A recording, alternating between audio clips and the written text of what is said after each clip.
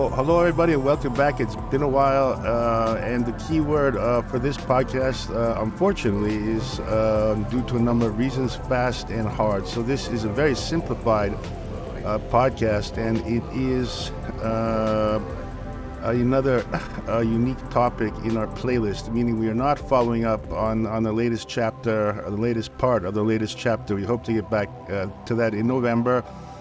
Because what we've done with recent world events, specifically what's going on in Palestine and Israel, and the war currently going on and unfortunately appearing to get worse and worse by the day.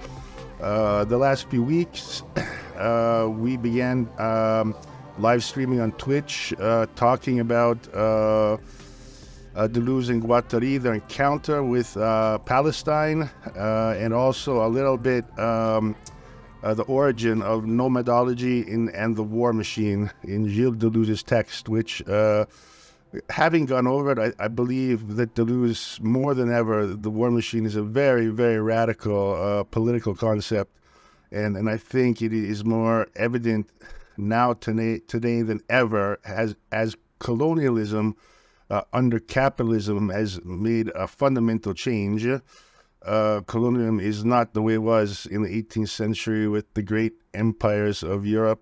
Colonialism under the United States and in America and in Israel is a whole deadlier form of colonialism and highly risky. And obviously with the war machine, we always have this issue of the war machine itself not essentially being under control of the state. It may be in certain cases, but it can also liberate itself. And you can see that in the recent decades on the military-industrial complex, which takes on the aim of total war for profit, and therefore the state itself, I'm not saying is reduced to nothing, but the state's power of the war machine becomes questionable, obviously, because it's how much influence or lobbies does the military-industrial complex have over the state itself, and how autonomous has the military-industrial complex become. So very briefly, and we're just going to rip through this and be very patient. I have to throw this together really quickly because I'll be traveling early tomorrow morning. This is very base, and there's probably going to be some errors, and I might even miss some clips. So hopefully someone can extract something from this mess I'm presenting you with right now. But just very quickly, I will add that after the publication of L'Anti-Oedipe, Anti-Oedipus in 1972, Gilles Deleuze was very, very dissatisfied with certain aspects of it and feared that he was missing certain fundamental pieces, especially regarding the political analysis, subdividing through history societies into tribal, despotic, and capitalist societies. So immediately afterwards, and there are interviews from 1974, specifically in Italy, where Deleuze states that he began working on this concept of nomadology, and Pierre Félix Guattari famously stated that, since 1972, Deleuze has been working on nomadology as like a madman. And it's in 1978 that actually Pierre Félix Guattari attends a series of seminars held in Paris by Palestinian expatriates, the most notable of which is Elias Sambar, and there are others. And Guattari was so fascinated by this that he kind of started a friendship with Elias Sambar and then hooked him up with Gilles Deleuze. And this led to, starting in 1978, culminating in 1982 with an interview between Deleuze and Elias Sambar through the Palestinian situation. This led to his book, La Grandesse de Yasser Arafat, which unfortunately in this podcast we can't touch upon, but we can't do everything, unfortunately. But Deleuze's engagement with the Palestinian people through written articles, there are 4 cases going from 1978 to 1988. And as we should see, and I hope we see, in this podcast the central role that Elias Sambar and the Palestinian people gave to Deleuze's concept of nomadology, which once again kind of completes what was missing from L'Antier Deep, and therefore the initial book written by Deleuze and Guattari, Nomadology, was a chapter or just put into Mille Plateaux or extracted from Mille Plateaux. I honestly don't know which one comes first, but the point is that the struggle of the Palestinian people, the struggle to exist, that is their main struggle, to exist. Just as it was with the American Indians under the conquest of the European forces, their existence had to be denied. No, they were already in refugees, as Deleuze says. Already when the first Europeans arrived, the Indians were already refugees. No, they were already in ghettos, no, which wasn't true. But, the Europeans were destined to create this great country. Therefore, the American Indians had to be erased. And such is also the case with the state of Israel, which has a very unique relationship with the United States in terms of being a capitalist democratic society. However, at the same time, as we will see, Zionism, which pops up in the mid-19th century in Germany, before the horrors of the Holocaust, becomes a huge factor, and therefore this kind of parallel, no, that the Palestinians, the Israelis were destined and were always destined to own the Holy Land. It has historically been theirs. They are people like no other. They are predetermined by God, etc., etc. At the same time, the Palestinians, their war cry, and this is the war machine, essentially, for Deleuze and Guattari, was we just want to be a people like any other. And I'm going to close this note up. I hope no one gets offended here about anything. We are anti-war from the beginning. It's beyond my belief that no ceasefire can be called by anyone. No one seems to be interested in an immediate ceasefire. We absolutely reject any military operations either by Hamas, by the Hezbollah, or by the IDF. In the end, the scope of the destruction is terrifying, and the really worrying thing is how the weapons being used, the hospitals being torn down, churches bombed. We're getting to a level of ferocity which is kind of, I wouldn't say without precedent, because obviously, medieval times when the Crusaders conquered Jerusalem, obviously they hacked to pieces every living body they could find. But we would like to hope today we're a little bit more civil. Also, we have much more dangerous bombs. I mean, they're using JDAM bombs for sure, which just take down entire building quarters and destroy everyone living in it. They're using all kinds of terrible technology. We always have the fear of tactical nuclear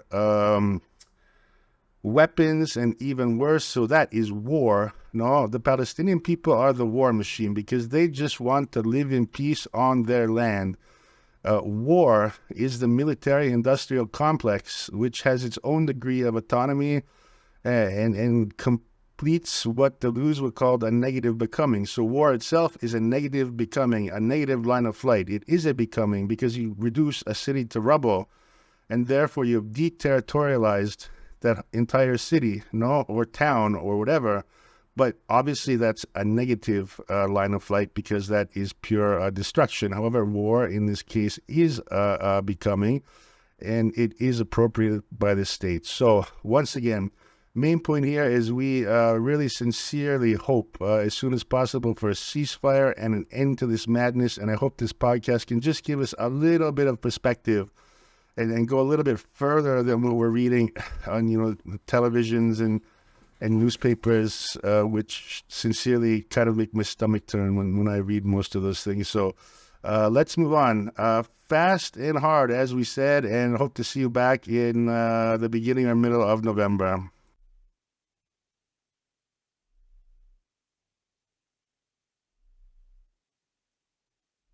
Okay, so hello everyone, and let's just jump right into us. We have missed you.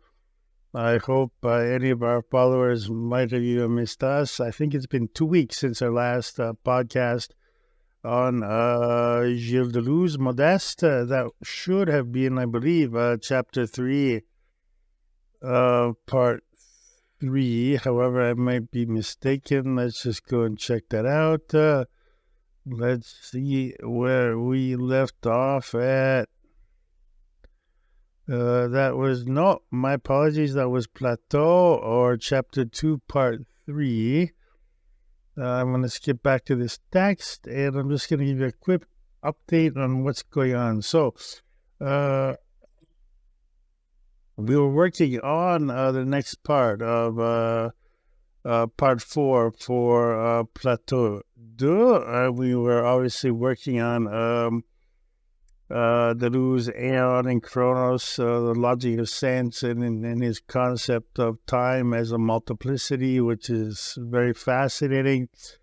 We were getting into that much deeper for our new podcast. However, what happened is that the war broke out, or war, hopefully not a war, but the conflict, let's say, broke out in Palestine. And we took a break from what we were doing in order to tweet, write, and also live stream on Twitch, reading and looking into the relationship between Gilles Deleuze, Pierre-Félix Guattari, and Palestinian writers and poets from 1978 to 1988 who had moved to France, Paris, and we just kind of felt that was a kind of a duty we had to do as, kind of a simple form of resistance, and we wanted to look into Deleuze's writings, beginning with La Grandeur of Yasser Arafat, the Greatness of Yasser Arafat, a book written by Gilles Deleuze in 1982, his interviews with Elias Sambar, which begin in 1982 as well. However, also their text since as early as 1978 and as late as 1988. And essentially, for the last 10 days, we've been live streaming on Twitch, reading and analyzing these texts. And obviously, we have very few viewers on Twitch because Twitch is obviously safe for gaming. Our kids would much rather play Call of Duty than, understand the complex issues that are taking place in the world today. But we do have a reason for that. We hope that Twitch would be just kind of like a free site where we would not be too structured. It takes a lot of work to put, a coherent YouTube video. So at the same time, we wanted to do live streaming, but for various reasons, we decided we wanted to do that on Twitch. So what we're doing right now is we are going to make a very brief episode today on YouTube, on our official YouTube channel. And we are going to try and look at what we have been working on in the last 10 days on Twitch, and just do a quick overview of the text we have read, and then look at Deleuze and Pierre-Félix Guattari's opinions, confrontations, ideas, and concepts based on the Palestinian struggle in the late 1970s and the early 1980s. On the Twitch channel, we've gone through the whole history, essentially, partial history leading up until the 18th century, of the history of the Palestine territories. And so we want to keep this brief here, and we might get into that a bit, but hopefully very, very briefly. And what we want to do is just recapitulate what we've been doing on the last 10 days on Twitch, which is kind of a break from our usual Deleuze Modeste podcasts. And then this week it's going to be very difficult for me, and then I'll be traveling the following week. So I think hopefully the next chapter of Deleuze Modeste, where we're going to pick up on that whole concept of time and chronos and aeon, and also kairos. We're going to skip into Deleuze and cinema and see how kairos is later picked up by Deleuze in his cinema books, essentially stating that the kairos has become inhuman or supra-human or something beyond the simple human nature, meaning that with cinema we have this kind of big light machine working, in which kairos, meaning events that occur, are kind of no longer delegated or chosen by actual human people, but it happens in the sphere of cinema, which is very interesting. And then from cinema, of course, we can have all kinds of declinations. So before we go on, I'm just going to read you very quickly, and this is our goal here, to go in hard and fast and just summarize what we've been doing on Twitch. Here we have our article, Palestine in Deleuze by Catherine Medellin. And this paper, I believe, is from 2019. But this will kind of set the tone and explain to you what we want to get into as soon as possible. So, Catherine Medellin at the University of Cambridge in 2019 writes,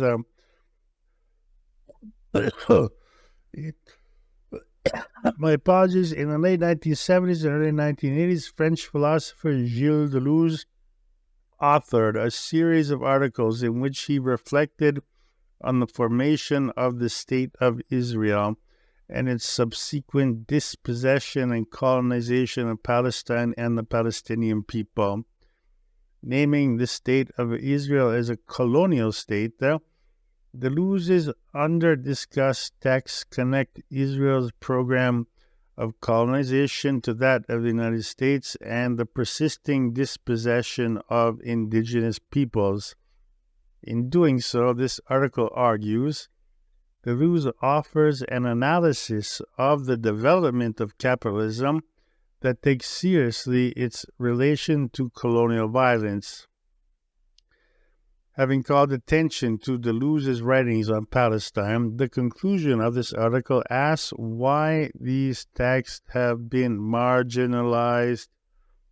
Let's write that in capital letters, marginalized by Deleuze scholars. It asks how we might think of this marginalization as a contribution to the subjugation of Palestinian life and as indicative of how relations of colonialism structure, that's actually a spelling error. My God, you do these big papers and you sell these spelling errors. Of how relations of colonialism structures, you're missing an S, Western social theory. So, obviously, the point of this article is that Palestine and the conflict of the Palestinian people has a very, very, very, I repeat, very important and central role in the thought of Deleuze and Guattari starting from 1978. Pierre Felix Guattari attended a series of seminars held by a Palestinian journal set up in Paris in 1978, and Guattari was very stricken by what he had seen, and he met Elias Sambar, who was very well-known, a Palestinian expatriate who had moved to France and Paris. And he was a poet and an author and a historian who knew a lot about the Palestinian struggles throughout the centuries. So he became kind of a friend with Pierre-Félix Guattari, and Guattari wanted to introduce him to Gilles Deleuze, which he did do. And this led to the 1982 interview with Deleuze and Elias Sambar on the Palestinian people and the struggle.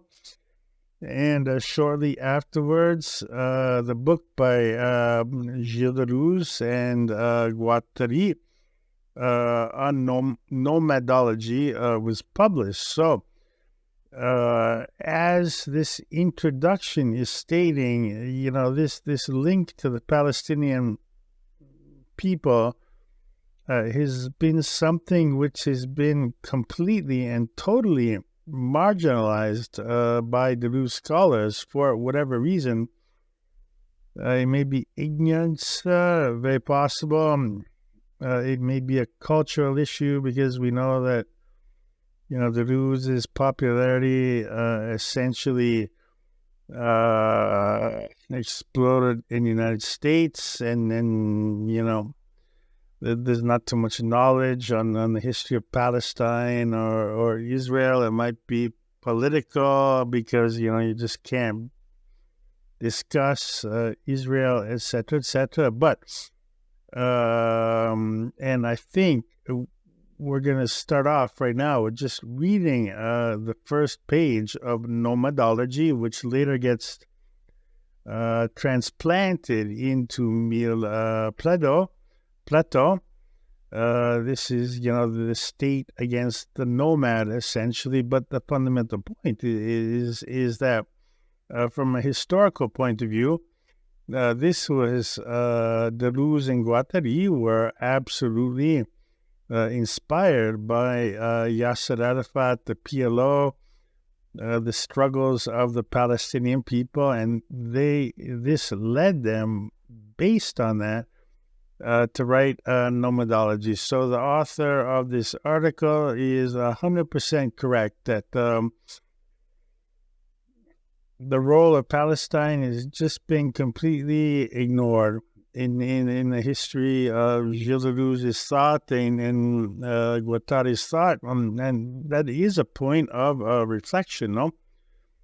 For them, the Palestinian people were and the struggles were very, very, very, very important, and led them to their writings on Nomadology, and hence their writings, many of their writings in Plateau. And it's very, very curious today in 2023 with a horrific conflict occurring in the Palestine state or the Israeli state. It's very, very curious, this fact, and maybe if I succeed in discussing this further, as this podcast goes along, this kind of necessity, this will to erase the Palestinian population from history, and this is always the central point for Gilles Deleuze, and this comes directly from Elias Sambar. The Palestinians are the Native Americans in the Holy Land, meaning it's a population that does not necessarily have to undergo genocide. It's a population that has to be erased from the history books altogether. So you can force them out, go to Egypt, go to other Arab countries, renounce your Palestinian identity. The Holy Land is predestined for the Jewish population. It always has been, according to Zionism, throughout history. And the Palestinians just have to disappear.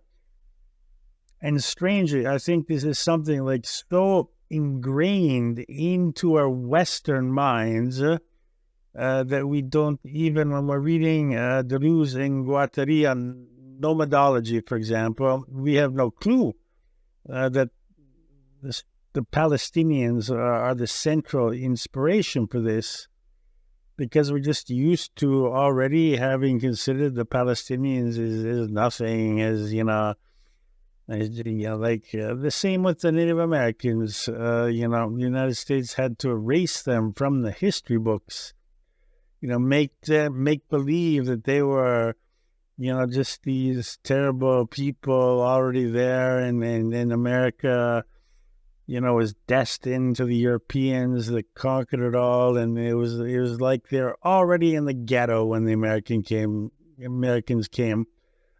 Europeans came and conquered the United States. Same thing with the Palestinians. This is a population which Israel needs to erase from history, and it's not genocide. Those are two different things, and it's not, and this is the whole point of Deleuze's argument, it's not classical colonialism. It's not like we're going to conquer the state following the 1948 Accords, in which Great Britain left a state to Israel, which continued to expand, etc., etc. It's not classical colonialism, because the Israelis did not want to,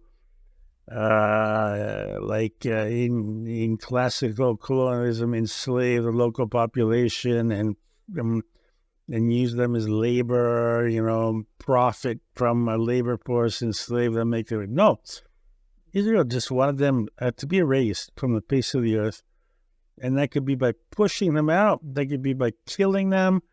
It could be whatever. But for a whole series of motivations, and I hope we'll get into that, the Palestinian people, since not only 1948, since the mid-19th centuries, I apologize, under the guise of Zionism, the Palestinian population, from a peaceful population that just wanted to be a country, a people like anyone else in the world, was forced to, become this what Deleuze calls, Elias Sambar calls Minutemen, meaning, husbands, wives, and fathers and family, but like the Minutemen in the United States under the British Empire, armed and prepared to go into battle when battle was necessary. So I think we're gonna take a quick look into the first page of Nomadology, because on YouTube, I repeat, on Twitch, we've been live streaming, and it's been much more open, less structured, and political. But here on YouTube, we want to be better people and distill things and try and make things as comprehensible and logical as possible. So I think from this point, we've read this first paragraph. We're going to just quickly jump into the first page of Nomadology. And as I repeat, Nomadology is directly for Deleuze, Gilles Deleuze, and Pierre-Félix Guattari, inspired specifically by Elias Sambar, but not only. There's Mahmoud Darwish and several Israeli authors very sympathetic in the late 70s and 80s to the Palestinian cause, who are all great sources of inspiration for Deleuze and Guattari. And therefore, Nomadology is something that has is heavily, but obviously not only influenced by the Palestinian struggle, but it played a really central role in the concepts of Deleuze and Guattari on nomadology. And I think, I can't dig it up, but I did read an introduction to the book on nomadology, and we'll see right now, if we can dig it up, that, nomadology was kind of a discourse on war in the 20th century, meaning that for Deleuze and Guattari, warfare is, no longer practiced as it was in a pre-capitalistic world. And colonialism today is completely different from colonialism in the 19th century and the 18th century. So you just have to imagine the English Empire that goes into India, conquers India. They force the Indians to work as slave labor, and the Indians produce, and, England extracts, the riches of India and brings them back home, et cetera, et cetera. So, that's classical colonialism. But colonialism in the 20th century, according to Deleuze and Guattari, I believe they're correct, is completely different. If you look in the wars in Iraq, in Afghanistan, especially Iraq, the main goal was to just, completely destroy the entire country, run it into the ground, and destroy it 100%. And then, you go in with all the contracts with the World Monetary Fund, the National Bank, set up a puppet government. And I am sure to this day that all the profits of the oil that come out of Iraq go to the United States. So, but this is not a traditional colonialism. This is a new form of colonialism under capitalism. So you don't go in there, conquer people, and make them, turn them into a labor force, and they work and they produce. No, you go in there and you just destroy the entire country. You bomb it into the ground, which is what's happening today in the Gaza Strip. The people, you just want to destroy them, erase them, get rid of them, destroy their territory. You want to create like just this kind of open territory, with no one, which eventually could be occupied by someone. And then capitalists come in and make their contracts, and they extract the riches of the country. But it's a different form of capitalism, and this is one of the main points Deleuze was saying from 1978 onwards in Israel. Okay, so with that, our premise here, as we stated before, is that we're taking a break from our usual Deleuze and Guattari, specifically Deleuze in the beginning, and then later Guattari. We're taking a break on this and trying to do a brief podcast on what we've been doing on Twitch over the last 10 days, and that means talking about Palestine. So I'm not sure if the best way to go here is what I'm going to do, but I'm going to try anyway. I just want to look at the first page of the book, Nomadology, The War Machine by Deleuze and Guattari, and our thesis here, and we'll get into this a little bit later when we look at the interviews and look at the history in the late 70s and 1980s, was how Elias Sambar became a friend of Pierre Félix Guattari, eventually Gilles Deleuze, and he was very, very influential, on their ideas on nomadology and war. And obviously, as I stated before, this has to do with war in the context of capitalism. So, unfortunately, I've looked a little bit around at the dates, and a book came out called Nomadology by Gilles Deleuze and Pierre-Félix Guattari, and that came out at about around the same time as Mille Plateau.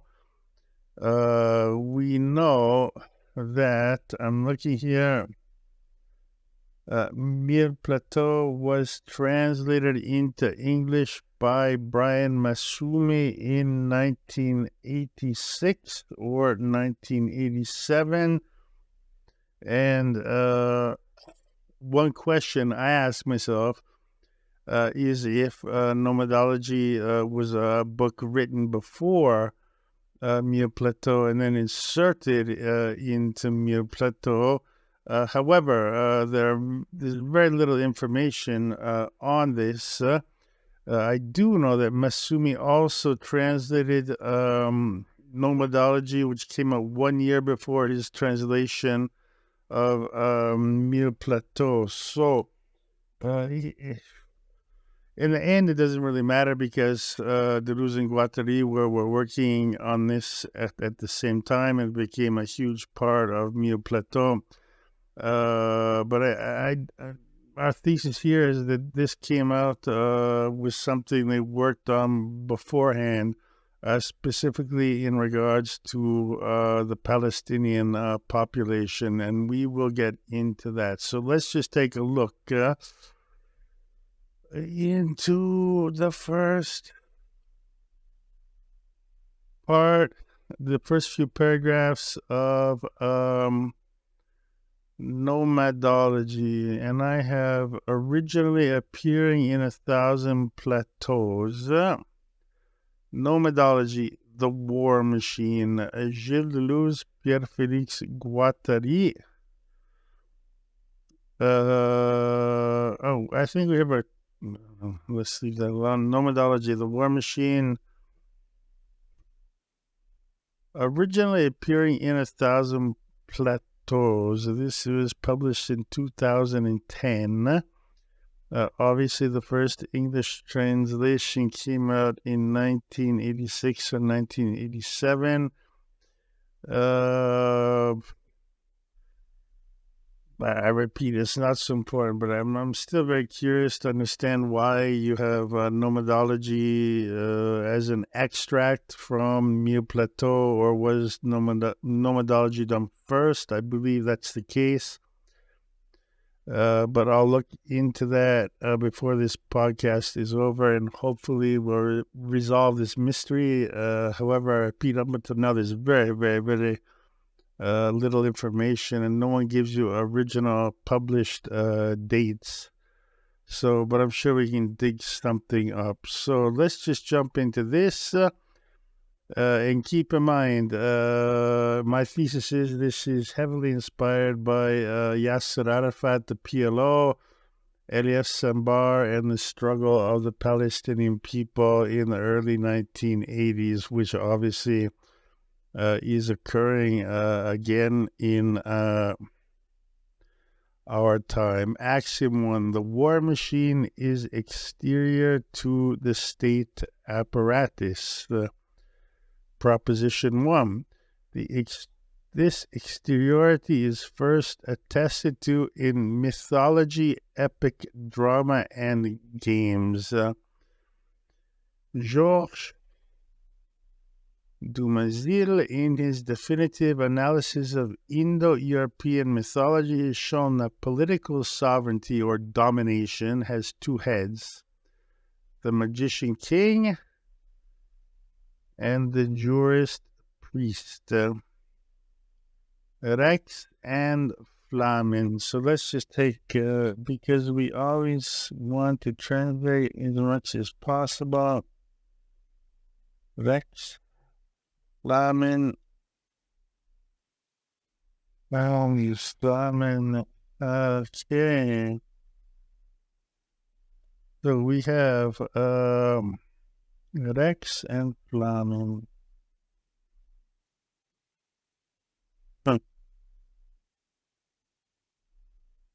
So I am reading directly right now. Flamen was a priest of the ancient Roman religion who was assigned to one of the 18th deities with official cults during the Roman Republic. The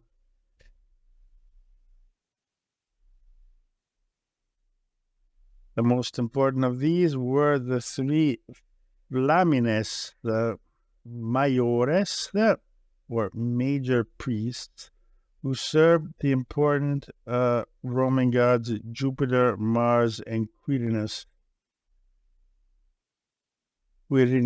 My apologies. Then we had another 12 who were Flamines Minores, minor priests.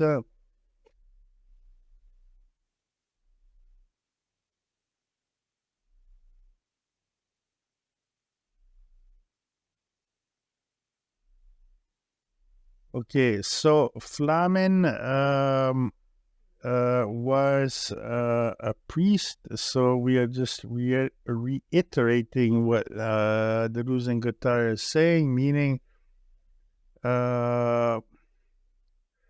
domination has two heads, a magician king and the jurist priest. So Flamen is obviously one of our priests, and Rex, I think it should be pretty obvious.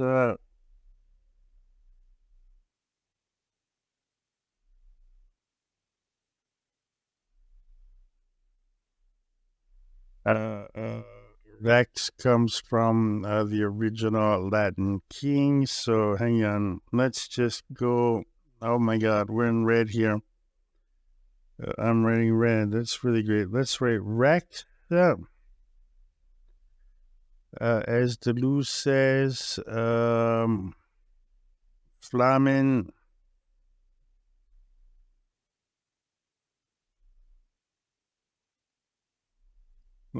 So we have, let's change the color if we can back to black.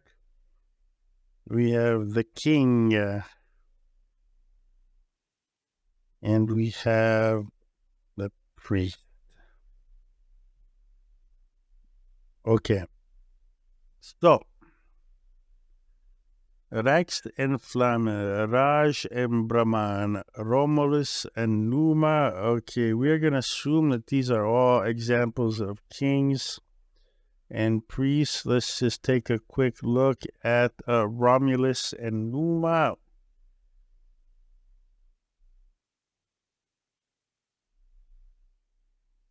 Romulus, Numa. Oh my goodness.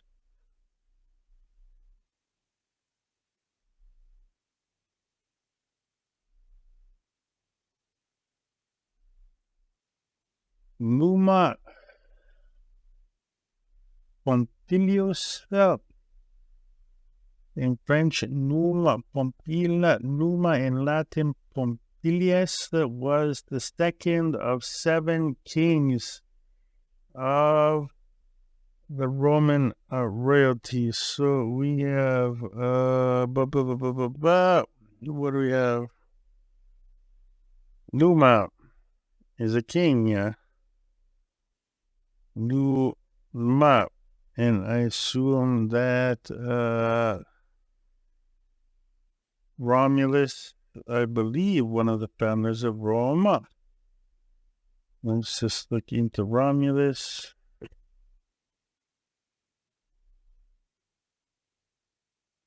We have Romulus and Remus.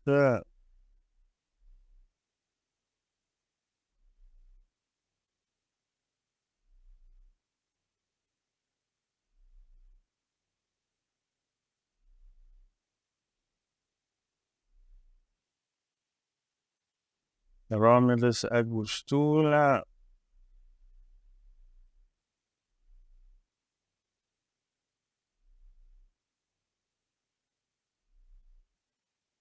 So yes, we will assume that Deleuze is talking about Romulus, who was killed by his brother Remus, and therefore it was kind of a mythical figure or priest. The despot Varuna and Mitra, the despot and the legislator, the binder and the organizer. So once again, we have the magician king and the jurist priest. The magician king is the binder, and the jurist priest is the organizer. Undoubtedly, these two poles stand in opposition term by term, as the obscure and the clear, the violent and the calm, the quick and the weighty, the fearsome and the regulated, the bond and the pact, etc., etc. So here, this is kind of heavy going, but the magician king obviously is bound as what Deleuze would call the fearsome or the obscure, meaning the magician king. The king is delegated by God himself, and therefore we're obviously talking in despotic societies, pre-capitalistic societies, but the king is fearsome, and his power comes through magic, meaning that, the king is the direct descendant of God, and, he has absolute power. However, at the same time, Deleuze is saying that for this apparatus of the state, you need not only the king, but you also need the jurist priest. And so the jurist priest, it would be the pact, and the magician king would be the bond. But their opposition is only relative. They function as a pair in alternation, as though they express the division of the one, or it constituted in themselves a sovereign unity. So there is no opposition, according to Deleuze, between the king and the jurist priests, who are necessary to function as a pair, as though they expressed a division of the one, or constituted in themselves a sovereign unity. So, according to Deleuze, in a classical system of power, pre-capitalist, you need a magician king, meaning a king ordained by God, and therefore sovereign, and therefore indiscussible in his power, because he is a descendant of God, and at the same time, that's the bond. That's the bond of power, God and the king. And then you have the pact, and the pact is kind of like the practical part of dominating people. So you need two elements, according to Deleuze and Guattari here, to dominate another population. You need a magician king and the jurist priest. At once antithetical and complementary, and necessary to one another, and consequently without hostility, lacking a mythology of conflict, a specification on any one level automatically calls forth a homologous specification on another.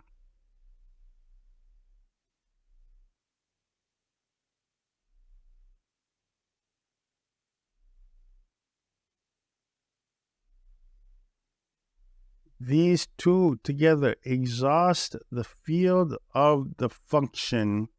They are the principal elements of a state apparatus that proceeds by a 1-2.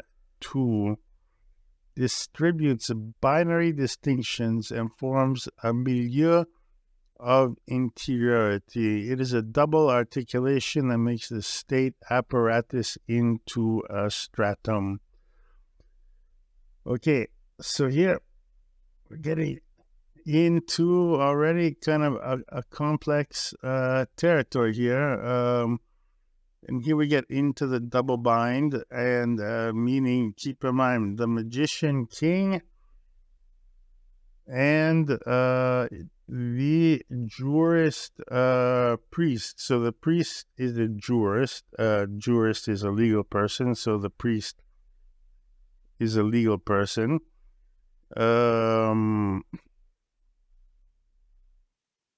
And the priest, as a jurist, was, possibly is,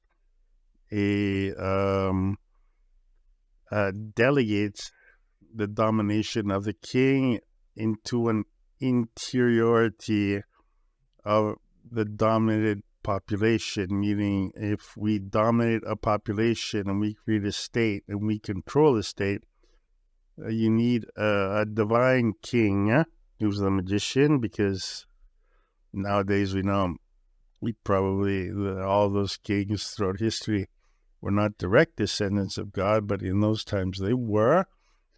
However, it is the jurist priest that interiorizes the subjection of the people to the king. Meaning, with all of the sophisticated machinery of the church, of Christianity, you must obey God. Therefore, the king is a descendant of God. Therefore, you must obey him. You must not sin. If you sin, you will go to hell. Therefore, if you disobey the king, who's a direct descendant of God, logically you will go to hell. So it's an apparatus of control, which on one hand, you need a king, you need a person descended from God, and at the same time you need a jurist, a lawyer essentially, which for Deleuze and Guattari was the priest, whose job, by having people go to church on every Sunday, or probably even more in those times, where you convince people and you interiorize all of these concepts that you must obey the king. God is with the king. You must be with God and therefore with the king. You must pay your taxes to the king because the king is directly descended from God. You must not sin because you will go to hell, etc., etc. And this is why we are saying there are two principal elements of a state apparatus that proceeds by a 1-2.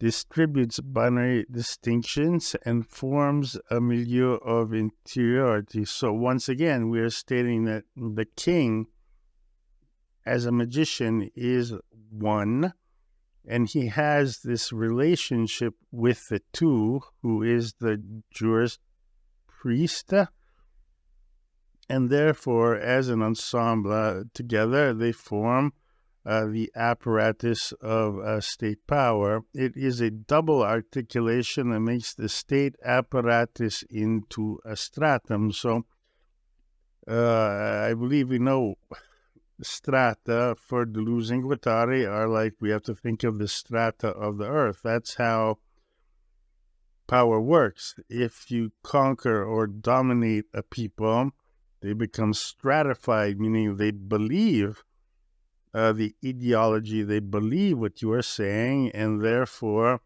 they become fixed, and they obey, and they follow your orders, they pay their taxes, they're good little workers, and they are essentially strata, just like in with Deleuze and Guattari, the reference is the strata of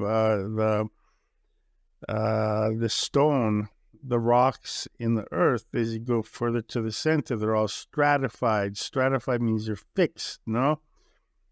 If you're not stratified, that means that you don't pay taxes. You tell the king, I don't believe that you're descended from God, and then you go and do all kinds of weird things. And then basically in pre-capitalistic times, they would have, there we go with my camera. Thank you, camera, you're great. What the hell are you focusing? Oh my God, that's genius. I love you. Well, best we can do. I'm not gonna hide in here. But it's in Mille Plateau, Deleuze and Guattari openly say that like a witch, for example, may have been just simply a woman that was following lines of flight, had free flows, meaning maybe she, God knows, she wanted to have sex with people. God forbid God forbid that, or she wanted to drink, and that's a person that is not stratified, because a stratified person just obeys and does what they're told, and they're good, and they shut up and they just work and obey, etc., etc. That's a stratified person. A non-stratified person, according to Deleuze and Guattari in Mille Plateau, would be the classic example. I'll use it again: a witch. I mean, maybe it's just a woman who, is just frustrated and sick and tired of being, like a beaten housewife, and then, wants to have relationships with other men, or she wants to drink, or she wants to be free, or whatever. And therefore, she was summarily captured and hung and burnt to death in front of everyone, saying she was a witch, which essentially is the same thing as saying, well, she was a free person. She was a free individual who thought for herself. So, we'll burn her at the stake, and we'll make an example to everyone. And therefore, we will all be stratified, meaning just simple sheep who obey and do what we have to do, and we will become a part of a stratum. So if we get back into this, the state acquires an army, but in a way that presupposes a juridical integration of war and the organization of military function, okay? As for the war machine in itself, it seems to be irreducible to the state apparatus. So hang on. I'm just going to quickly clean my glasses here, and we're going to translate as usual in order not to make dumb errors. Okay. Oh my God.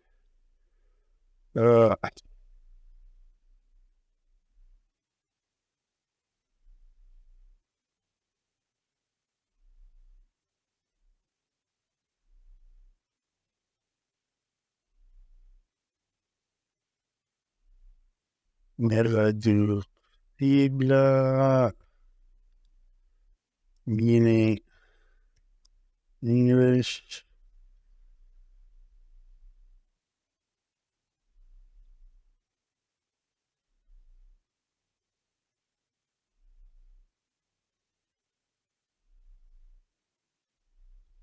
Okay, the point here is that the war machine can be appropriated by the state. However, it is irreducible to the state, meaning it cannot be reduced to belonging to the state. It can never be a part of the state. It can never be simplified to the point where it belongs to the state. According to Deleuze and Guattari, the war machine is always exterior to the state and always irreducible to the state.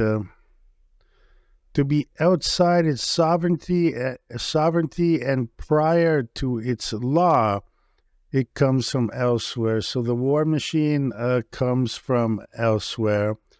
Indra, the warrior god, is in opposition to Varuna, no less than to Mitra. He can no more be reduced to one or the other than he can constitute a third of their kind.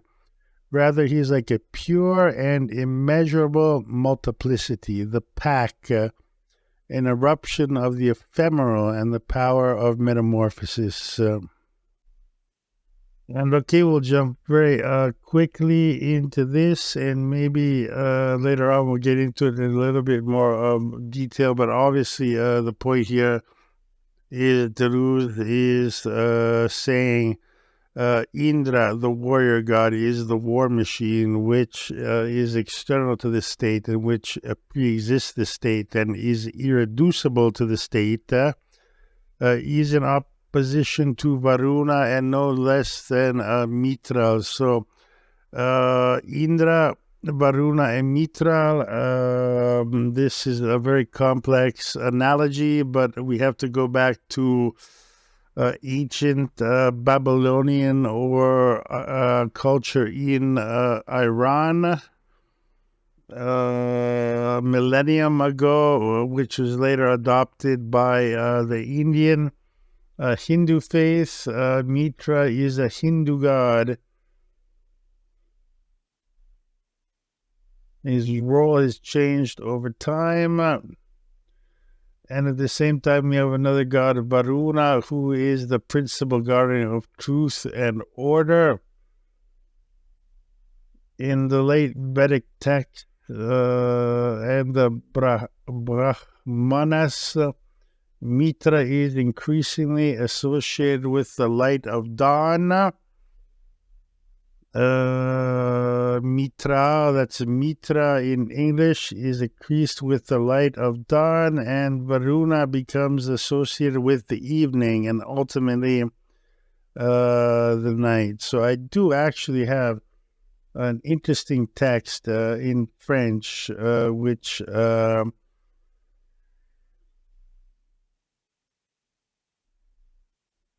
goes into this in much further detail, but for now it's just sufficient to say that to look at the economy Deleuze is setting up. So Indra is the war machine. Varuna is the state, and Mitra is the priest, more or less. It's much more complicated than that, but we're not going to get too much into Brahmanic and Iranian, ancient Iranian stories about this, as interesting as it might be. We don't want to go on too long. He can no more be reduced to one or the other, that he can constitute a third of their kind. Rather, he is like a pure and immeasurable multiplicity, the pack, an eruption of the ephemeral and the power of metamorphosis. He unites the bond just as he betrays the pact.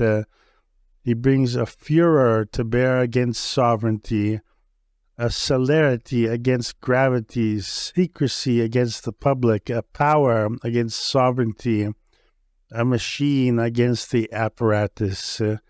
He bears witness to another kind of justice, one of incomprehensible cruelty at times, but at others of unequal pity as well, because he unites bonds. So we'll take a look into that. The difference, obviously, between bonds and pacts is linguistically very, very important.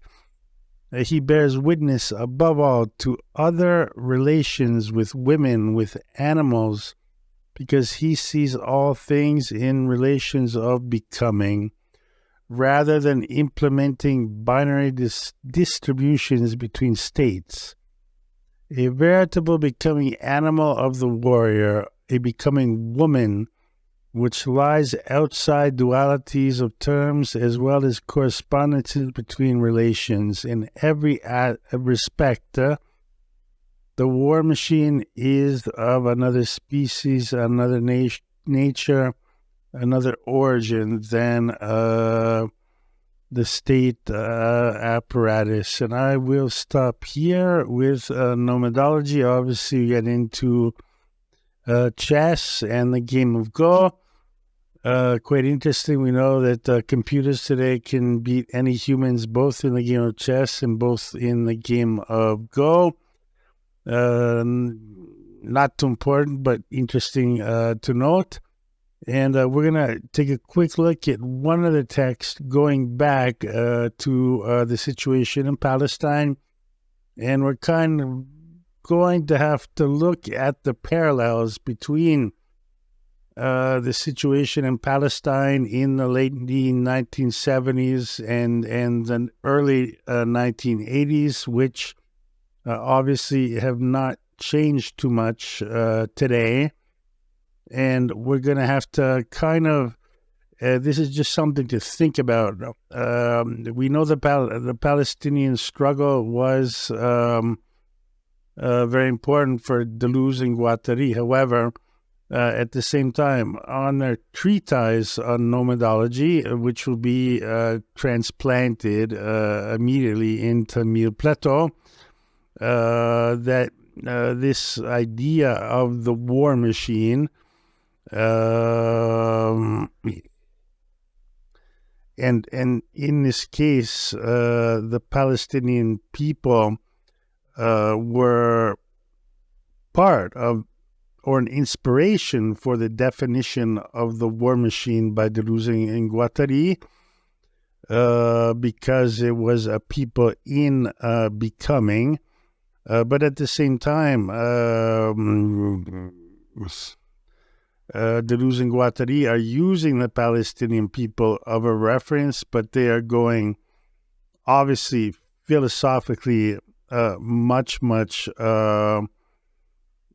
further in the case of the pure war machine. And we're going to take a look into a quick text right now on Zionism, which has to do with the state apparatus. And then we'll take a quick look into some of the text on Deleuze and Elias Sambar. And okay, we'll jump very quickly into this, and maybe later on we'll get into it in a little bit more of detail. But obviously, the point here is Deleuze is saying Indra, the warrior god, is the war machine, which is external to the state and which pre-exists the state and is irreducible to the state, is in opposition to Varuna and no less than Mitra. So Indra, Varuna, and Mitra, this is a very complex analogy, but we have to go back to ancient Babylonian or culture in Iran millennium ago, which was later adopted by the Indian Hindu faith. Mitra is a Hindu god. His role has changed over time. And at the same time, we have another god, Varuna, who is the principal guardian of truth and order. In the late Vedic text and the Brahmanas, Mitra is increasingly associated with the light of dawn. Mitra, that's Mitra in English, is increased with the light of dawn, and Varuna becomes associated with the evening and ultimately the night. So I do actually have an interesting text in French, which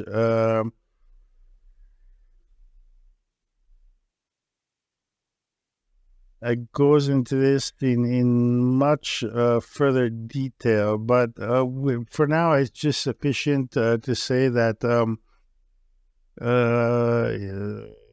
to look at the economy Deleuze is setting up. So Indra is the war machine, Varuna is the state and Mitra is the priest, more or less. It's much more complicated than that, but we're not going to get too much into Brahmanic and Iranian, ancient Iranian stories about this, as interesting as it might be. We don't want to go on too long. He can no more be reduced to one or the other, that he can constitute a third of their kind. Rather, he is like a pure and immeasurable multiplicity, the pack, an eruption of the ephemeral and the power of metamorphosis. He unites the bond just as he betrays the pact.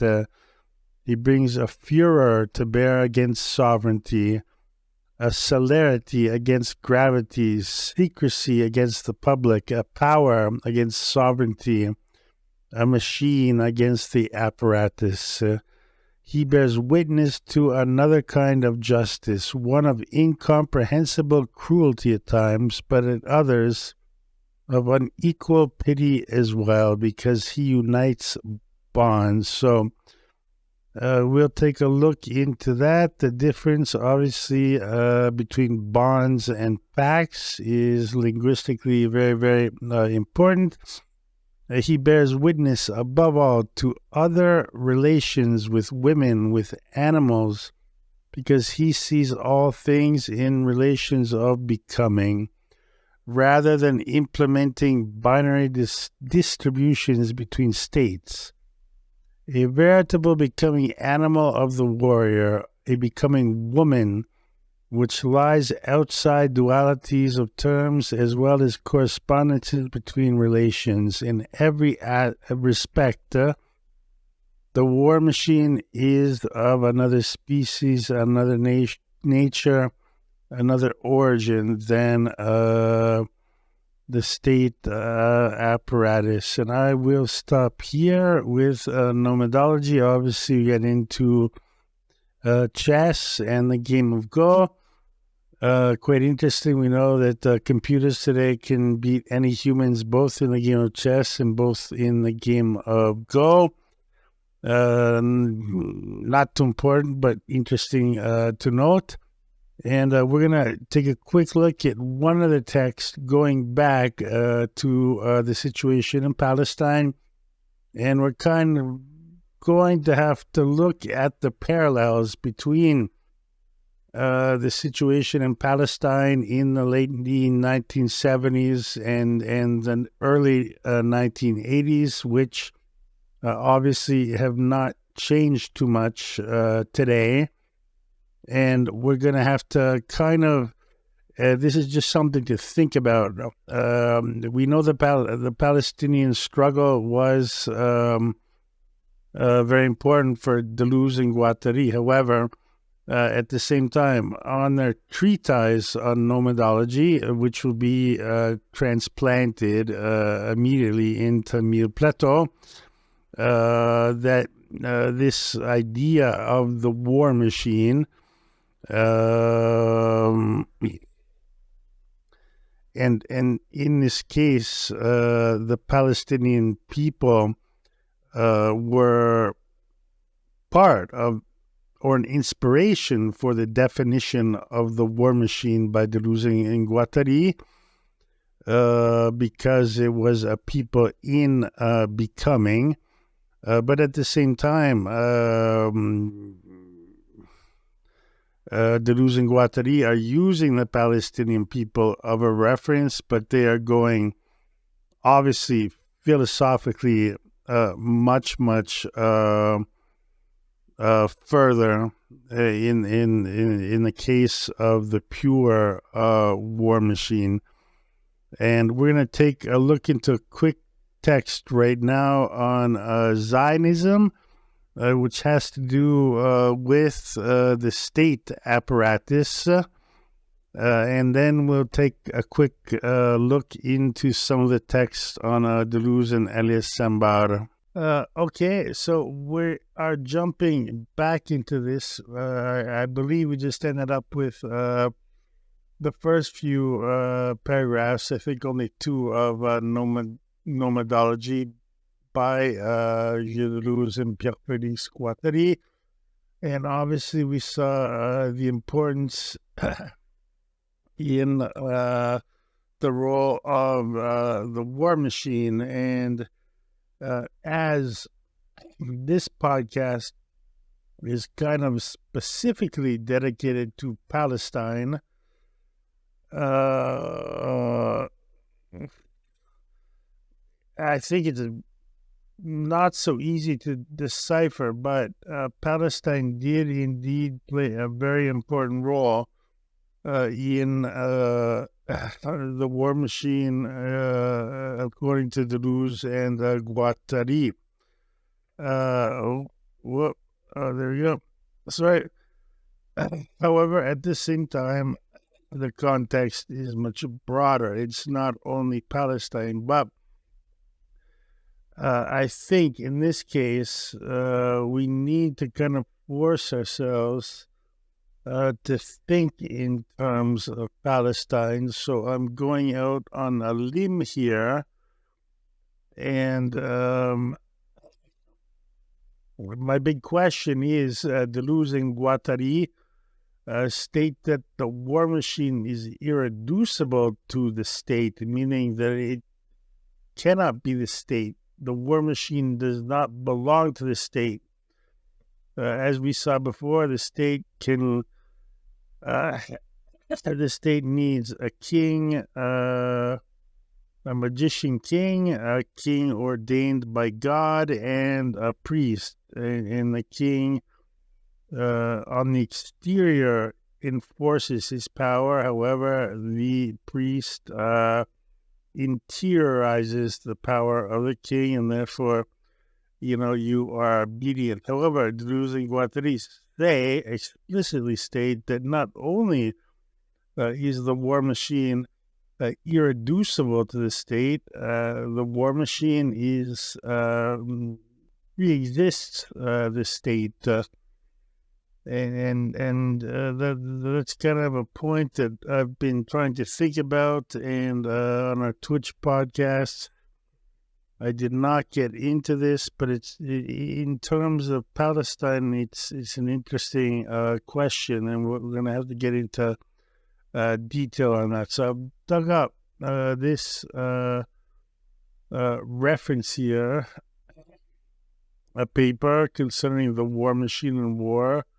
This is by Pascal Michon in July 2021, translated into English, in which he states, Deleuze and Guattari first contrasted in a traditional way war waged by regular army and guerrilla operations. The war machine was naturally on the side of the second. So we know that Deleuze and Guattari were sympathetic and not to the state-appropriated war machine, meaning an army appropriated by the state, but to guerrilla warriors, because obviously guerrilla warriors are, people that live their lives in peace and are forced into war. However, the war machine, when it's appropriated by the state, is just kind of an abstract means of destruction, and it can be appropriated by the state. However, Deleuze and Guattari famously say it is not irreducible to the state. So that just means simply, like we saw before, the state can assume an army and armed forces, but they are not necessarily part of the state itself, which has its own means of control. But the war machine is something else. It's something different. So let's go on. Second, in a more original way and quite paradoxically, they separated the war machine from war itself. The war machine has been invented, they noted, by the nomad to occupy a smooth space. moves within it and compose fuzzy aggregates. So I'm not so sure about this article, but fuzzy aggregates, we have to think about the metaphor that Deleuze and Guattari used for the production of fabrics. Under the state, you had textile looms, and you weave cotton, and you have a grid, and you have machines that produces, cotton or linen or wool, whatever. However, the nomad states had a different way of producing fabrics, which was essentially felt. And felt is a different process of production where, I believe, you boil water in a big cauldron, and then you throw kind of pieces or humps of your sheep's wool, for example, and then these things amalgamate in kind of a natural kind of way, and they do not follow a logical mathematical grid. They just kind of coalesce amongst themselves, and therefore you have a felt. So that is literally a fuzzy aggregate, for whatever it's worth, concerning this article. This was its sole and veritable positive object, the nomos. Nomad war machine would actually turn to war only because of its collision with states and cities, which would oppose the positive object. So why I'm getting into this is just because I asked myself the question after what we read before. Deleuze says the war machine is irreducible to the state, so therefore it's completely separate from the state, and it predates the state. So they're saying the war machine is something there, kind of always existing before the state even comes into play, and we're talking about human history here essentially. And so I asked myself, I don't really understand why, why is it something that pre-exists the state? And I think these are concepts, but very difficult things to understand. So right here we have nomad war machine would actually turn to war only because of its collision with states and cities, which would oppose the positive object. So here Deleuze and Guattari are saying essentially that nomads or nomadic society are a positive object. They create things according to let's say, in a state of imminence. They understand nature. They understand. Nomadic states are people. We can think of the Mongols, the Native Americans, and there are many examples. I'm just guessing here, but I think this is kind of correct, is that these nomadic states, nomadic people, my apologies, live into a kind of harmony with the world, or they are people who live in kind of immanence with the world, meaning that, they're very close to nature and then natural processes in the world. And, going back to the example with the fabric, this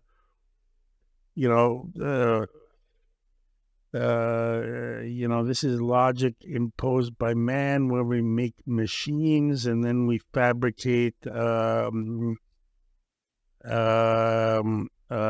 cloth or textures, and we produce cotton by the meter, and we have machines that does the grid and interweaves them all automatically.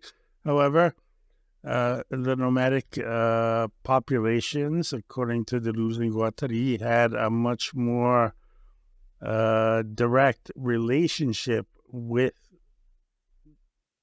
nature or God in terms of Spinoza, and therefore they had a much more direct relationship with nature. And I believe that this is really why Deleuze and Guattari are saying that the war machine precedes the state, because the war machine is not necessarily about war.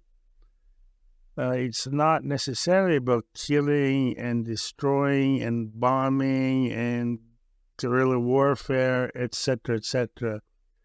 The war machine itself is simply a population which is kind of in a relation of immanence within either,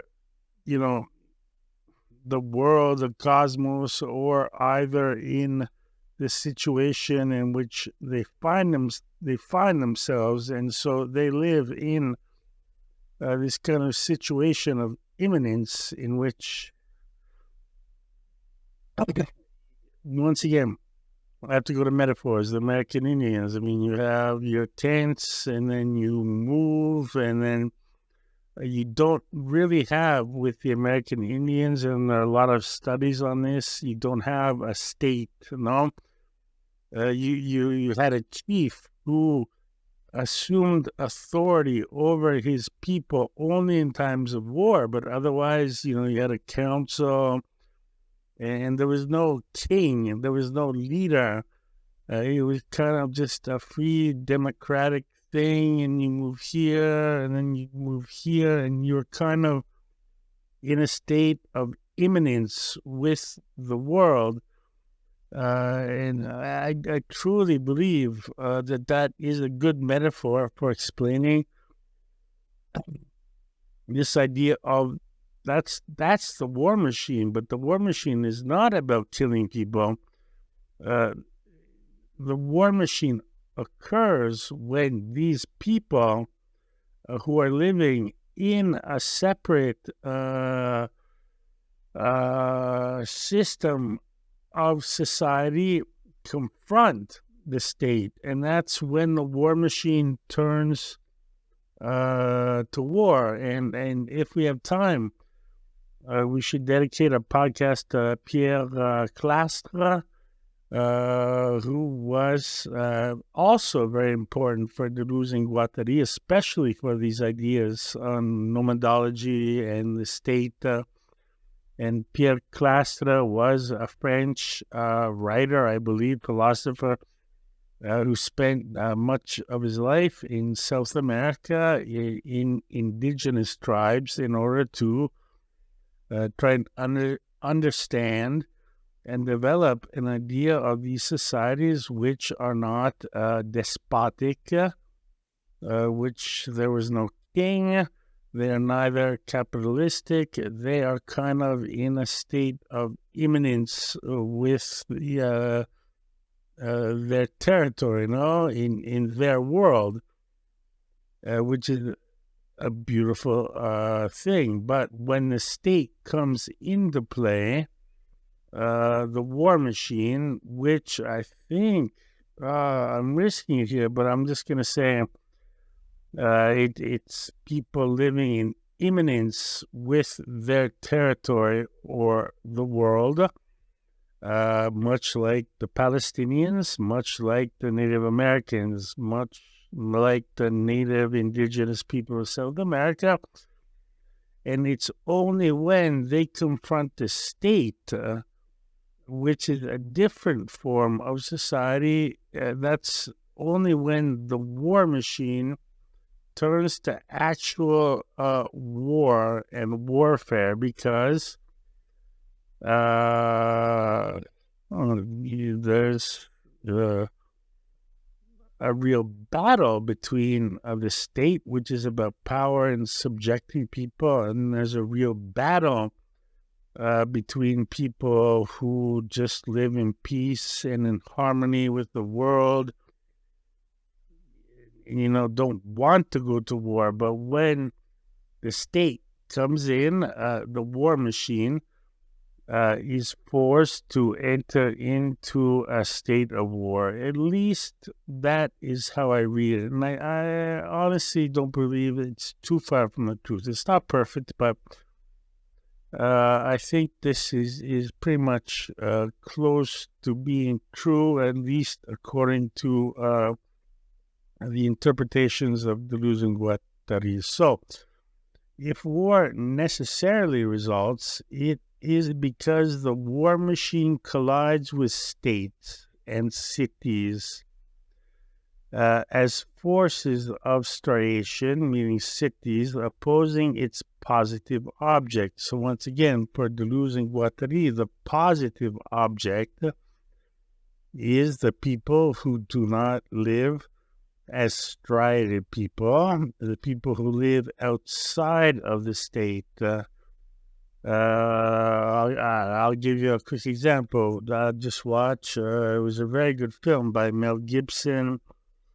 I don't remember the name, but it was about a South American town in the midst of the forest who lived in peace and harmony with nature, and then they were conquered by the Aztec warriors. The Aztec warriors took them to the state, and then the state wanted to sacrifice them, as gifts to the gods, etc., etc. But that movie by Mel Gibson, I think, is a really, really good example of this definition of the state and the war machine. The war machine in itself lives in peace and harmony and has no need for war whatsoever. However, they live imminently in the world with nature. But when the state attacks them or they go into a collision with the state, the war machine uses and appropriates its own capacity for warfare. So, from then on, the war machine has as its enemy the state, the city, the state and urban phenomenon, and adopts as its objective their annihilation. So once again, I repeat, the best metaphor is this film by Mel Gibson, where you have these native people living in South America in the jungle, and they move from here to there. They have, temporary houses and tents. They're captured by the state, meaning the Aztec state, and that the state conquers them and brings them back to their city, which is absolutely stratified with temples and buildings. And, in the end, for the indigenous people, that's absolutely incomprehensible. They're like, why would you live like that? Why do you have all these big buildings? Why are you building these big pyramids? Why are you beheading people every day to the sun god? No, we're just like, sort of be frank, but we're just like chilling out in the forest in harmony with nature. And what is all this shit here? What is your, why all this stuff? Why all of your classes? Why all of, the poor people, the rich people, the buildings, the temples, etc., etc.? So I think that film, hang on. I don't want to be a loser on this. Let's dig up the names. Mel Gibson. This is my ignorance, huh? Film as text. Let's see what the film's called. The film is called Apocalypto. And it's a very good film in itself. But I think it's really, really, from a Deleuzian perspective, obviously the film is Hollywood. We're not talking about true cinema according to Deleuze and Guattari, but at the same time, the film is kind of a good illustration of this idea of the war machine, which are the indigenous people that live in harmony in the forest with nature and the state. So going on, it is at this point that the war machine becomes war, annihilate the forces of the state, destroy the state form. The Attila or Genghis Khan, another classic example of, let's say, nomad, a war machine who, through historical contingency, embraced war. And that would be a really interesting history to look into. But anyway, they say the adventure clearly illustrates this progression from the positive object to the negative object. So, and this is very, very important, and I'm happy that we can touch upon this point. Deleuze and Guattari here are saying the war machine is a positive object, and hang on, this is also for me. If my tablet still works, are you still working? And this is very, very, very important, so to be repetitive, but we'll say the war machine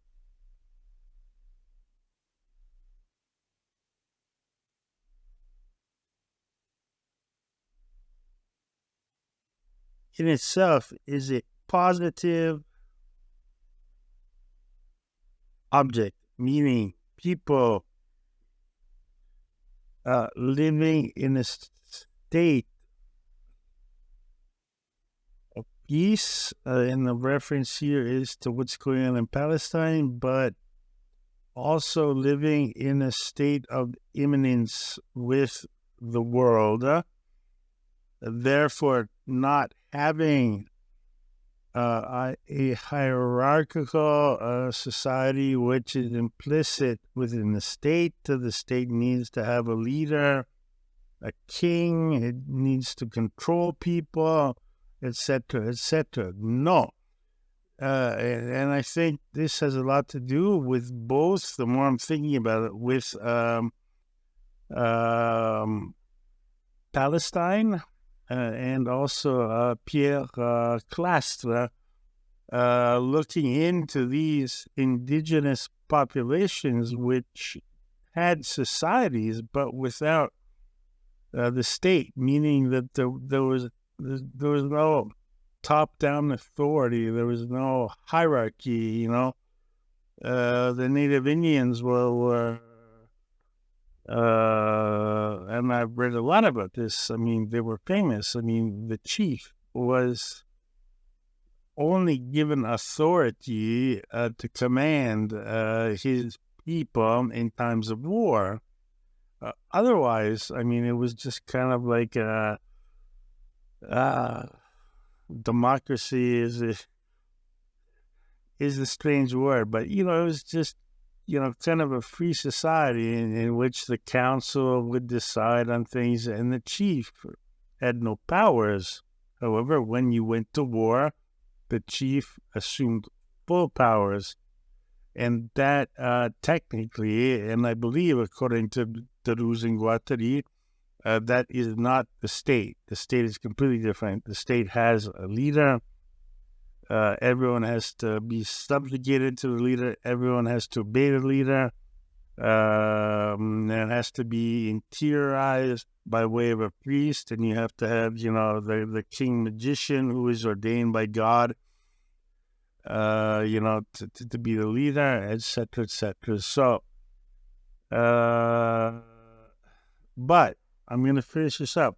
Deleuze and Guattari are saying the war machine in itself is a positive object, and that's what I just explained. People living in peace. However, Deleuze and Guattari, this is from A Thousand Plateaux, the translation by Brian Masumi, 1987.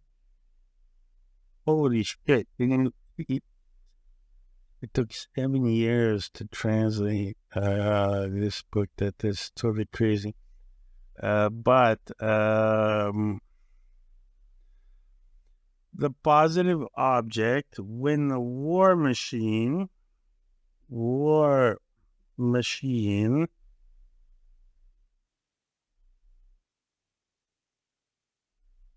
that's written terribly, confronts the state,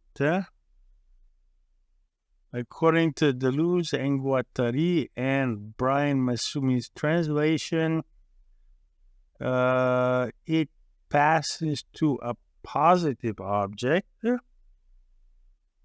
to a negative object, meaning that actual war in itself is inherently negative, according to Deleuze and Guattari. So, a war machine is not inherently violent. On the contrary, it's peaceful, according to Deleuze and Guattari. But when you confront the state, and I think we can kind of see right now the relationship to Palestine and Israel. We need to get into a little bit of history to understand this, but the Palestinian people were peaceful people who had inhabited Palestine for centuries. And then in the 19th century, Zionism proclaimed that, the Jewish people were always predestined to, and then already in the 19th century, there's a big influx of immigrants. However, the territory was controlled by the British Empire, and there were a series of very serious uprisings, both by the Jewish population and the Palestinian population. But I think on Twitch, we got into all of this history on our live streams. But the point is, we can already see here that Deleuze is, amongst other things, it's not only about the Palestinian people, obviously, but here, based on his experience with Guattari and Elias Sambar and Palestine and the interviews and the books, we're kind of seeing Deleuze's definition of the Palestinian people as being a war machine, meaning essentially, like we said before, that does not include violence, but when they are attacked by a true state, and that was the case, like I said before, not initially begun because it started happening under the guise of Zionism in the 19th century, but in 1948, as a reparation to the Israeli people and the horrors they suffered in the Holocaust, were given a small territory in Palestine in which the diaspora could emigrate to, and for many reasons, which we could hopefully we'll touch upon later, Israel was a true state, and it was also a true capitalist state, and it was also a state that had a great affinity with the state of the United States because of what the United States had done to the Native Americans, and that's why Gilles Deleuze, but this comes from Elias Sambar directly, why the Palestinians are the Native Americans of Palestine, essentially, So the same fate that the American Indians suffered under the conquest of Europeans into the United States and becoming Americans is sort of repeats itself, obviously with some important differences. in Palestine. But I think we can kind of see here the parallels, and we can kind of see how Palestine is kind of fundamental here in the thought of Gilles Deleuze and Pierre Félix Guattari. So moving on, therefore, war was actually only a contingent supplement to the nomad war machine. So as we said before, a contingent supplement. That means, like the Native Americans, we are living here in centuries for peace, peacefully on our land. We may have fights between our tribes. However, everything works itself out, and we're in harmony. We are living in a state of imminence in the world. We are war machines because we have no state structure. However, a contingent supplement to the nomad war machine means that when the state actually comes along and threatens you, therefore, the war machine, the peaceful people living in imminence with their territory in the world, are forced to embrace war because these two systems are not really compatible. So, therefore, war was actually only a contingent supplement to the nomad war machine. It was not intrinsic to it. So once again, the fundamental point we all have to understand here is that war itself, meaning killing people, shooting, or cutting off heads, or warfare, for Deleuze and Guattari, is not intrinsic to the war machine. The war machine is something else. The war machine does not imply violence. And this is so important, and so many people have always missed this point. The war machine has nothing to do with violence whatsoever. It is something exterior to the state and irreducible to the state, and will never be a part of the state. It resists the state, but it is not war in itself. The war machine has to appropriate warfare when it is forced to confront the state. Just as the state is forced, because it's not in its own nature for the state to appropriate its own war machine, which is literally an armed forces. It's the army that all states have, but those armies are not actually a part of the state. They are separate and appropriated by the state when you actually have to go to war for whatever reason, either against another state or either against a war machine, essentially meaning nomadic people that belong to a society that does not live in a way that's compatible with the state. They're not slaves. They have no king. No, the chief is a chief only in warfare. So they are free people. They're not slaves like we all are, essentially, under our state structures. So that's the point here. We'll go along, and therefore war, we just read that, is only contingent supplement. Contingent means, and Deleuze and Guattari said that very clearly, that the war machine pre-exists the state, meaning it came before.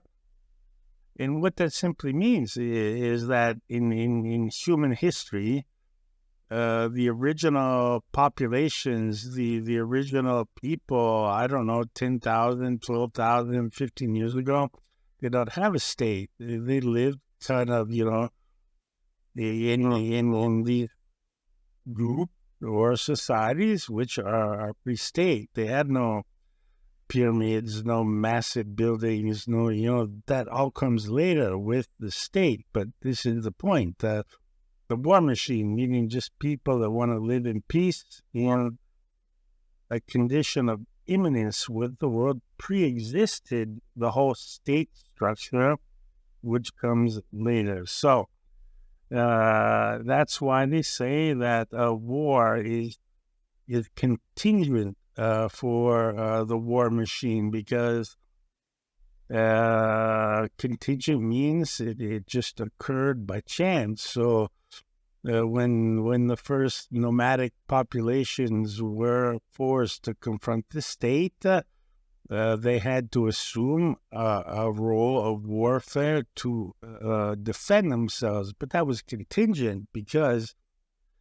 they could have not met states and state powers. Just a quick example, I believe there's one island somewhere in Indonesia where you have an indigenous population which has had no contact with mankind whatsoever. So theoretically, they are a war machine because they live on this island by themselves and they fish, totally self-sufficient, and, they're all good. They just do their own thing. Occasionally, and I've seen some videos on this, that Western people try also historically, I think in the late mid-20th century, but even recently, people from the Western world try to go in and talk to them and communicate to them, and they just kill them all. I can dig this up on YouTube. I mean, I think it was like 5 or 10 years ago, there was some dumb kid from the United States that was interested in this population, and he was a newfound Christian, and he was convinced he was going to take the Bible and explain them, about Christ and the Bible, and he was going to civilize them. And he went there on a boat, this poor young kid, I think he was around 20 years old. He went there and he went down on the beach with his Bible and was like, I'm going to, convert you all, just listen to me. I'm going to tell you about the Bible. And they killed him on the instant. They just shot the fuck out of him or killed him with knives. Whatever, and that's just like a really simple, pure example of the war machine against the state. That means we are here on our island. We are self-sufficient. We live in peace. We are in harmony with our island. And then, you external people come and, you try and teach me about Jesus Christ. We are in Indonesia. Jesus Christ has nothing to do with us or our culture. So that's a war machine, which is forced to appropriate warfare against the state, because obviously this poor young man was acting as a priest. He had no power. He was acting without his king. And Deleuze and Guattari always say you need a double articulation. You need the king who scares you, who subjects you, and lets you know clearly if you get out of line, you're going to be killed, At the same time, you need a priest who interiorizes everything and tells you every night you have to pray to God and the king is for God. And, if you don't follow the king, you're going to be in a state of sin and you'll never see paradise. So that's double articulation. You have to, on the exterior, you have to make people understand that you will kill them if they get out of line. However, at the same time, you also have to interiorize that same terror, so people will not even try, and that's the double articulation of the state, which Deleuze and Guattari talk about. So in my reference to this poor kid on this island in Indonesia, he went down without a king. He had no authority. He went in as a priest and tried to preach. He was convinced that he could. Oh my God. Sorry.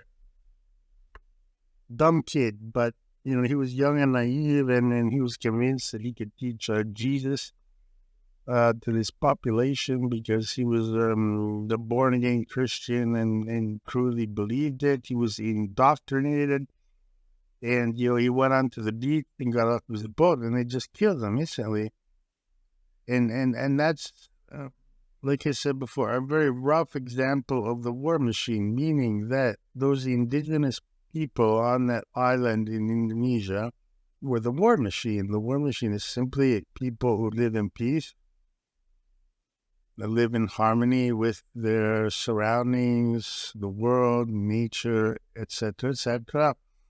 And then in this case, the state comes in, which was, this naive child, this young man, and like I said, it's the partial state because there was no king. He just came in there as a priest and said, I'm going to teach all these people to be Christian because I'm a newborn Christian, and I'm whatever, and they killed him on the instant. So that's a perfectly simple example of the war machine appropriating as a positive object, appropriating war as a negative object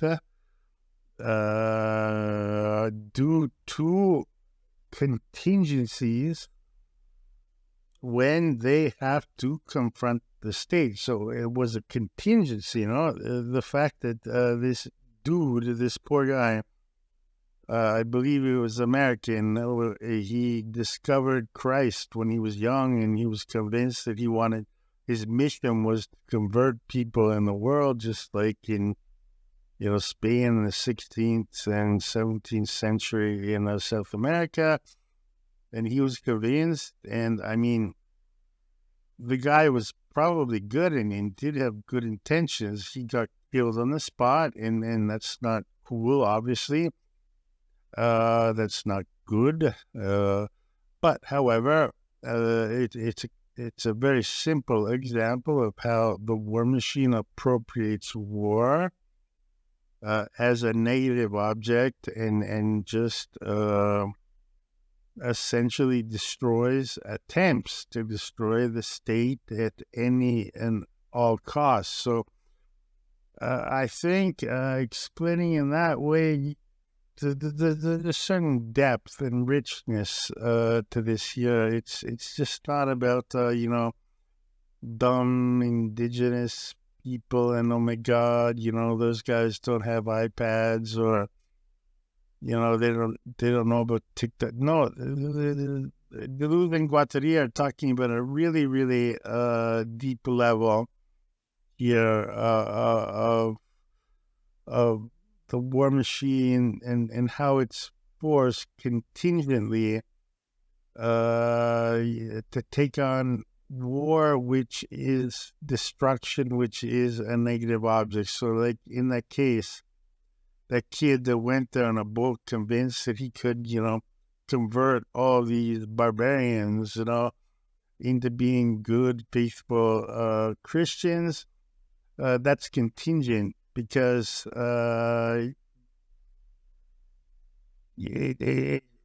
just throw the dice. It's by chance. I mean, maybe it's not like it's different. If the British Empire decided to invade that island, they would have invaded that island in the 19th or 18th century, and they would have destroyed the entire population and put them into slavery. That's called colonialism, and that's the state. But this is, in this case, and that's why we chose it, it's just contingent. It's just by chance that there was some dumb kid that decided he had to, convert people, and then it's just contingent. It's by chance that he chose this island and therefore guaranteed his own death through total ingenuity. So I think we're starting to understand a little bit, I hope, a little bit about the concept of the war machine, the state, and specifically war. So, speaking like Aristotle, we would say that war is neither the condition nor the object of the war machine, but necessarily accompanies or completes it. Speaking like Derrida, we would say that war is the supplement of the war machine. This is Mir Plateau, page 417, 1980, translation Brian Masumi. So apparently you have a translation by Brian Masumi in 1980 and also in 1987. I'm curious. Not important here.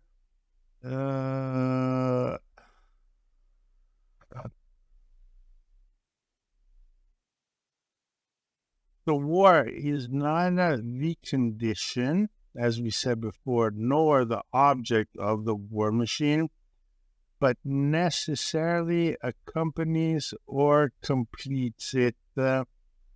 Let's leave Jacques Derrida out of this. What's happening here is it's almost like it's like the war machine kind of presupposes the state, and the state presupposes the war machine, meaning that, for Deleuze and Guattari, the state is something that's going to always manifest itself due to human nature, no? However, at the same time, the war machine, which predates the state, is kind of forced to accept the presupposition that the state will exist. And that's why they say that it kind of necessarily accompanies the war machine, meaning actual war, the negative object, and completes it. And that's kind of difficult, but in my opinion, also very deep and very profound. And it's kind of like saying, this is kind of a little difficult, but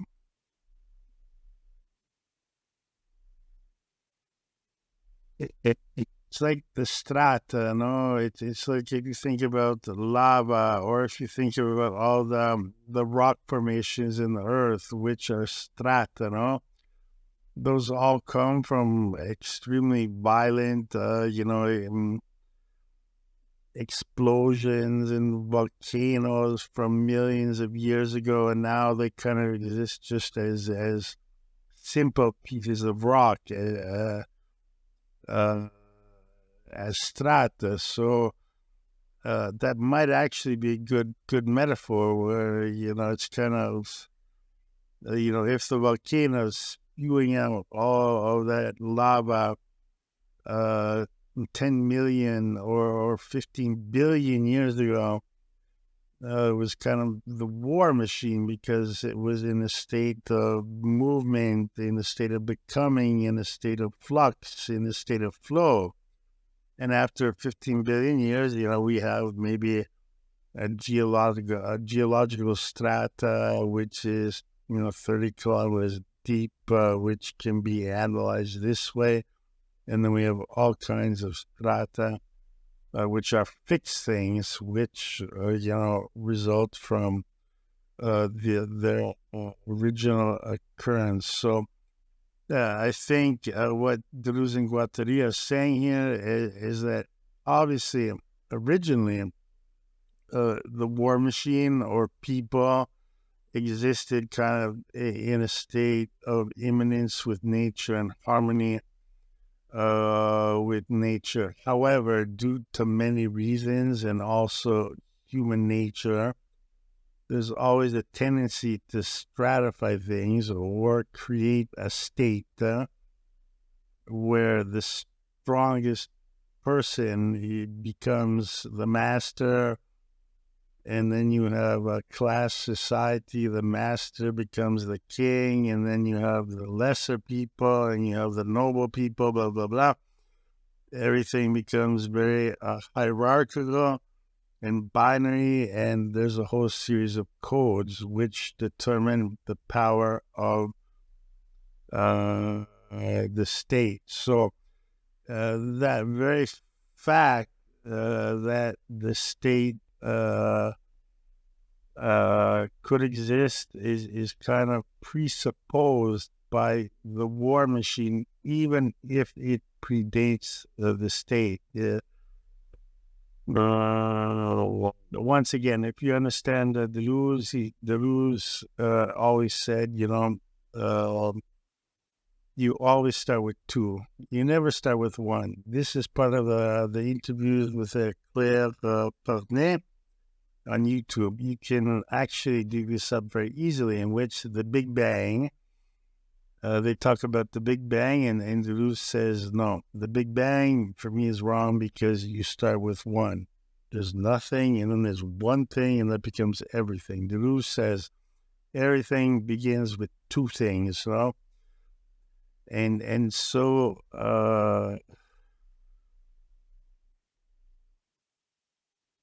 war machine state, two things. Nothing begins with one thing. It could have initialized with one thing. However, in human history, that probably broke off into two things: a tendency for people to live as a war machine, meaning freely, independently, and then the tendency for power, unfortunately, to overcome and conquer and create a state, essentially based on power itself. So, once again, I do think Palestine here is very, very, very, very, but very present in all of this writing on nomadology, the state, and the war machine. And okay, we'll jump very quickly into this, and maybe later on we'll get into it in a little bit more of detail. But obviously, the point here is Deleuze is saying Indra, the warrior god, is the war machine, which is external to the state and which pre-exists the state and is irreducible to the state. Is in opposition to Varuna and no less than Mitra. So Indra, Varuna, and Mitra, this is a very complex analogy, but we have to go back to ancient Babylonian or culture in Iran millennium ago, which was later adopted by the Indian Hindu faith. Mitra is a Hindu god. His role has changed over time. And at the same time, we have another god, Varuna, who is the principal guardian of truth and order. In the late Vedic text and the Brahmanas, Mitra is increasingly associated with the light of dawn. Mitra, that's Mitra in English, is increased with the light of dawn, and Varuna becomes associated with the evening and ultimately the night. So I do actually have an interesting text in French, which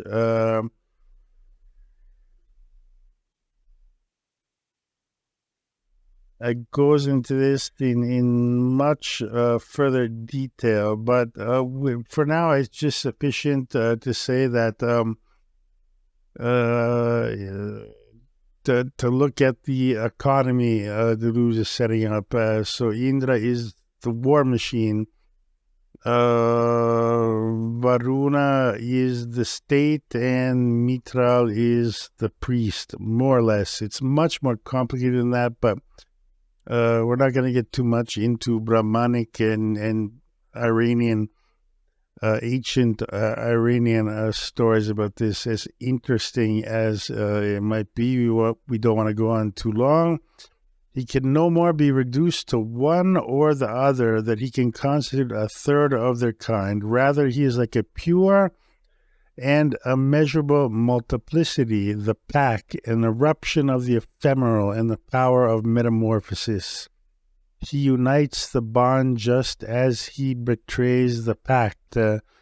He brings a furor to bear against sovereignty, a celerity against gravity, secrecy against the public, a power against sovereignty, a machine against the apparatus. He bears witness to another kind of justice, one of incomprehensible cruelty at times, but at others of unequal pity as well, because he unites bonds. So we'll take a look into that. The difference, obviously, between bonds and pacts is linguistically very, very important.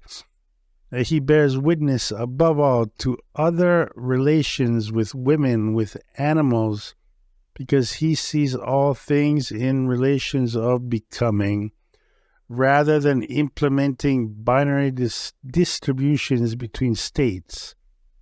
A veritable becoming animal of the warrior, a becoming woman, which lies outside dualities of terms as well as correspondences between relations. In every respect, the war machine is of another species, another nature, another origin than the state apparatus. And I will stop here with Nomadology. Obviously, we get into chess and the game of Go.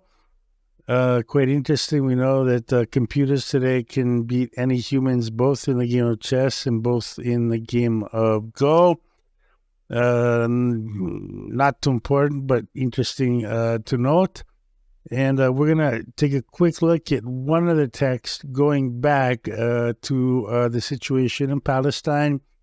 And we're kind of going to have to look at the parallels between the situation in Palestine in the late 1970s and the early 1980s, which obviously have not changed too much today. And we're going to have to kind of, this is just something to think about. We know the Palestinian struggle was very important for Deleuze and Guattari. However, at the same time, on their treatise on nomadology, which will be transplanted immediately into Mille Plateau, that this idea of the war machine, and in this case, the Palestinian people were part of, or an inspiration for, the definition of the war machine by Deleuze and Guattari, because it was a people in becoming, but at the same time, Deleuze and Guattari are using the Palestinian people of a reference, but they are going, obviously, philosophically, much further in the case of the pure war machine. And we're going to take a look into a quick text right now on Zionism, which has to do with the state apparatus. And then we'll take a quick look into some of the texts on Deleuze and Elias Sambar.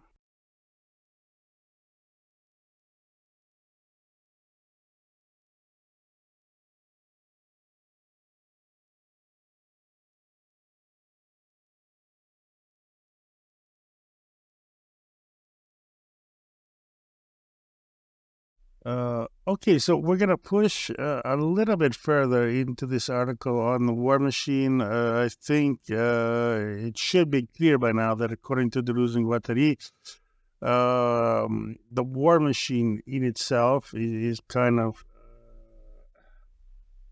a natural or a natural organization of humanity at its beginnings, in which you kind of immediately freely live with the world, nature, God, whatever, and then the state comes along, and Deleuze and Guattari do state that the war machine comes before the state, and the war machine in itself, like we saw before, is not necessarily violent. It appropriates war when it is confronted by the state. So going quickly by memory, and I think there are a lot of issues and controversies surrounding this, but there's this question of when did the state begin? So I'll give you a quick example. Let's assume that ancient civilizations or tribal civilizations, or the American Indians, for example, would hunt and gather. That's a hunter-gatherer society. And they would just keep enough food to go through a season until they moved on to another territory. And they had no real stock, for example, of food, no? So one of the examples is when agricultural society begins, and therefore you produce large quantities of food, much more than you actually need for your population over a determinate amount of time, and therefore you have something called stock. And stock does not directly it is an element of capitalism, but it would take millennia and centuries in order to come precisely to capitalism, because obviously you had to have this contingent encounter between abstract labor as a value and abstract money. However, I believe the issue is the state arises once one possible interpretation of the creation of the state in itself is when an agricultural society is founded, which does not produce just enough, for today or for tomorrow or up until winter, but produces lots of stock, and then you have to stock that, and then your mobility is kind of lost, and you form a city, and this is at least one of the issues on the creation of the state. And as Deleuze and Guattari say, you can keep going back in time. So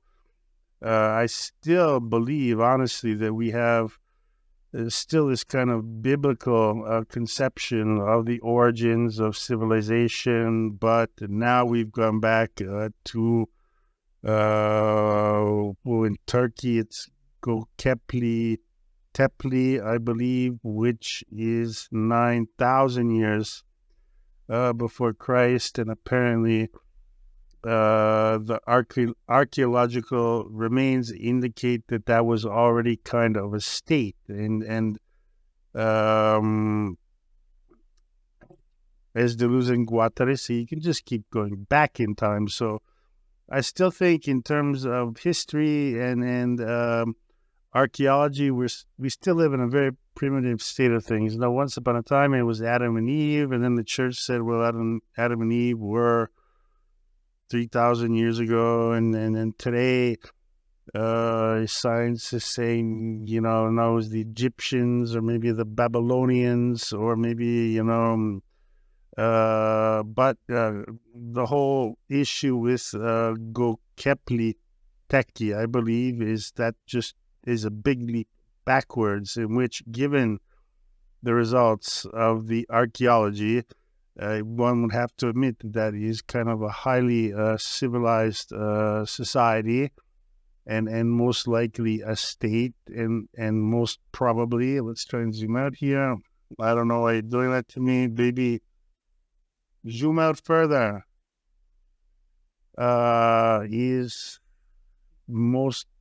Was most probably organized around an agricultural society where you produce stock. And once you begin to produce stock, you are already striding a society and creating the state. But I repeat, I do not want this podcast to be too long, so I'm just going to dip really quickly again back into this issue on the war machine.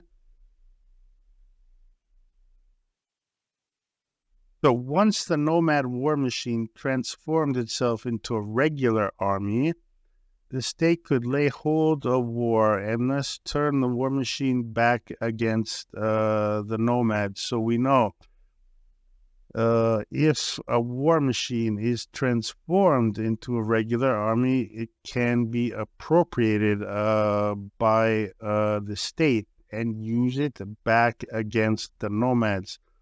And remember, in this whole podcast we're doing right now, one of the main references and inspirations was the Palestinian state and the Israeli state. So this has been a case of Genghis Khan, 1158 to 1227, who succeeded, thanks to this reversal, in founding a huge empire over Central Asia and a portion of China. But such appropriation was not without risks either for the state itself. So Deleuze and Guattari are saying here that Genghis Khan essentially, perhaps originally being a nomad, formed a state, formed a distinct hierarchy of power, and then appropriated the war machine. And I think in the end, and I did make a note on this, the best way to understand the war machine is as a becoming. And in the words of Deleuze and Guattari, as it is essentially about destruction, it is a negative becoming. So we know with Deleuze and Guattari, we have positive lines of flight. However, we have negative lines of flight. And so in the 1960s, they were very permissive on the use of drugs, because if you used drugs or drank alcohol, they believed that that could create a positive line of flight, meaning you would free yourself from your own identity and your limitations, and therefore you'll be free to be more open and creative. And, however, at the same time, they stated that if you use drugs or alcohol, there's also the risk of a negative line of flight, meaning a line of flight which leads to your destruction. So at the same time, that means if you overuse drugs or you drink too much, you're just going to destroy yourself. You'll go into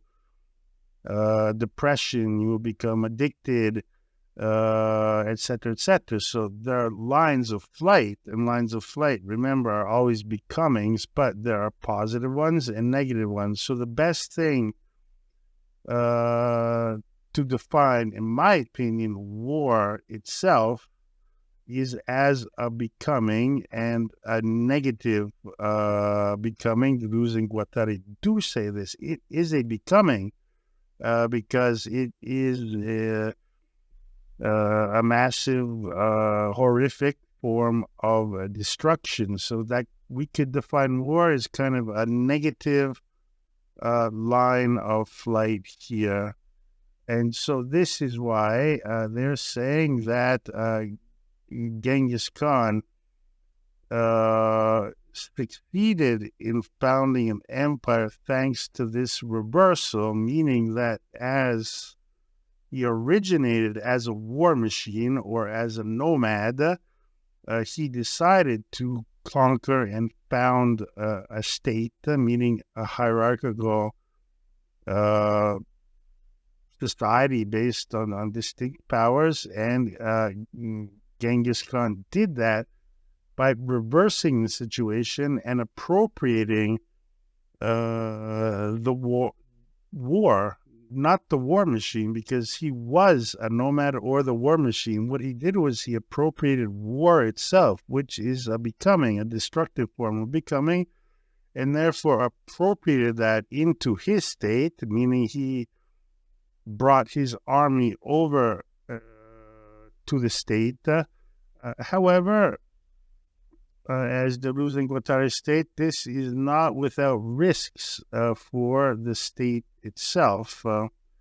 The case of Tamerlane, 1336 to 1405, shows just a century after that such a kind of state may become an apparatus all the heavier and more unproductive, since it exists only as the empty form of appropriation of that machine. So what does this mean? In the case of Tamerlane and the state he founded, became an apparatus much more heavier and much more unproductive, since the state exists only as the empty form of appropriation of that machine, meaning war, essentially. So hang on, let's just take a real quick look here into, I haven't done this yet, we're going to take a quick look into Tamerlane, just to understand a little bit better. Tamerlane. Economical protective disaster. Okay, let's look for something in English. Wikipedia English. Timur, here we are. Timur or Tamerlane, the 8th of April, 1336 until the 17th or 19th of February, 1405, was a Turkish Mongol conqueror who founded the Timurid Empire in and around modern-day Afghanistan, Iran, and Central Asia, becoming the first ruler of the Timurid dynasty, an undefeated commander. He is widely regarded as one of the greatest military leaders and tacticians in history, as well as one of the most brutal and deadly. Timur is also considered a great patron of art and architecture, as he interacted with intellectuals such as Ibn Khaldun, Hafez, and Hafiz Abru, and his reign introduced the Timurid Renaissance.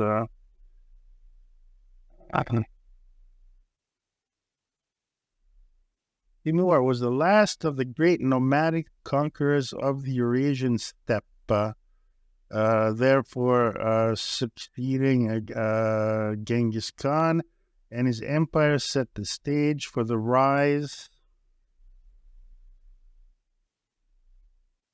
Let's raise our gain here. And his emperor was set the stage for the rise of the more structured and lasting Islamic gunpowder empires in the 16th and 17th centuries. Timur was both of Turkish and Mongol descent, and while probably not a direct descendant on either side, he shared a common ancestry with Genghis Khan on his father's side.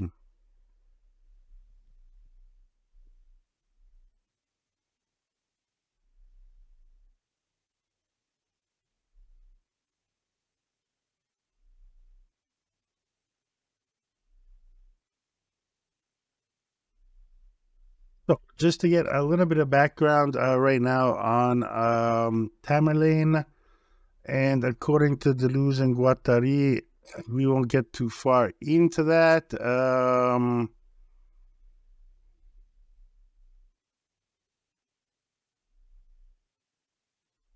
According to Deleuze and Guattari, the state formed by Tamerlane became highly unproductive because it only existed as the empty form of the appropriation of that machine, meaning, I believe, war in itself. Warriors may form a separate caste, undermining the power of the ruler. Territorialization of war machine.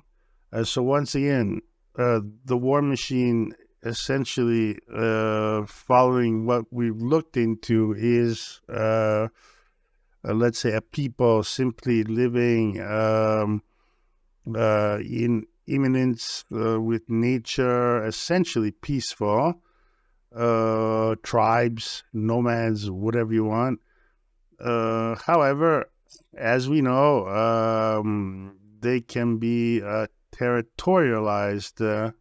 So, meaning obviously that they are no longer in their natural state. The war machine, or let's say the nomads, or just let's say the indigenous people, are deterritorialized, meaning that they are itinerant, meaning that they do not produce stock, they are not fixed. They move over the land, and according to the Deleuze and Guattari, this precedes the state itself. That's just kind of the natural, was kind of the natural existence of these populations.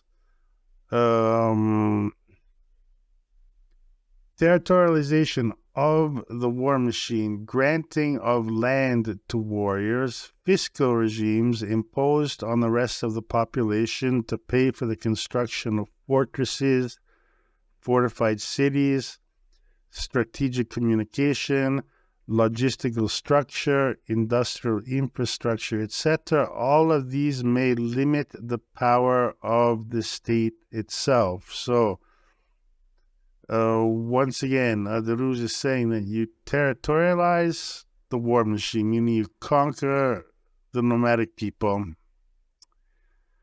and then you take their warriors and you give them land. So you're essentially corrupting them, but at the same time you're stratifying them, so they're no longer nomads. You give them a precise role, and therefore you striate the warriors. And the rest of the conquered nomadic population have fiscal regimes, meaning taxes imposed upon them, and these taxes pay for fortresses, fortified cities, strategic communication, logistical structure, industrial infrastructure, etc. All these may limit the power of the state itself, which I find very interesting. So let's try and move on from here.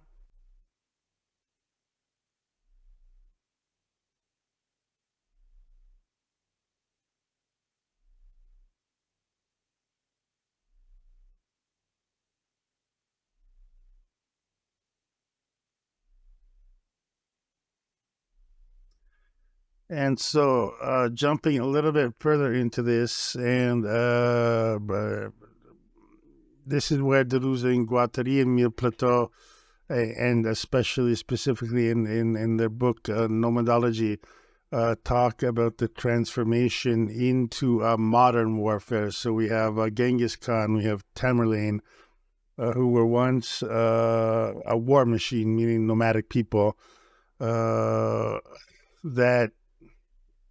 traditionally in ancient times would have been forced into a state of war only when attacked, essentially, specifically by the state. But I think if you look at the Native Americans, there were traditionally battles between, I don't know exactly, I'm not an expert, but the Apache and the Sioux. So everyone lives in peace, but when you're threatened by an outside force, then you go into war. War is a becoming, a destructive, negative becoming. However, the state in itself inherently was not initially interested in warfare, meaning it was not initially interested in appropriating the war machine, the nomadic peoples, for the sole goal of war, meaning having their own armed forces who would carry out the orders of the state. No. Initially, the state was just an apparatus which produced a hierarchical class society and was perhaps, dependent or founded on agriculture and building stock and building cities and striating the land and also the people. But war was not necessarily a part of the state itself in its initial forms. So, in other words, there's been a crisscross transformation. While the nomad war machine, which embodied the pure idea of war, had war only as an empirical supplement,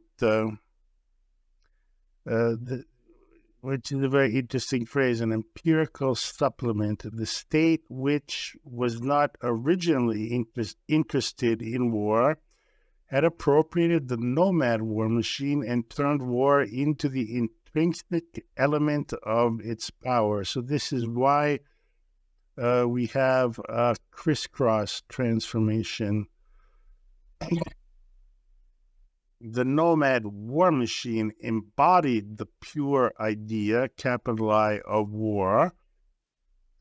Had war was only an empirical supplement. So that's kind of like saying that the war itself was inherent to nomadic people. That's inherent, let's say, to human nature, where you have itinerant nomads or tribes or whatever, and you come into contact with the other, and in certain cases you make alliances, and in certain cases you go to war. So war is something inherent to the nomad or the war machine in itself. However, at the same time, is only an empirical supplement, meaning although that is part of the essence of the nomad, at the same time, war in itself as a becoming, a negative or destructive becoming,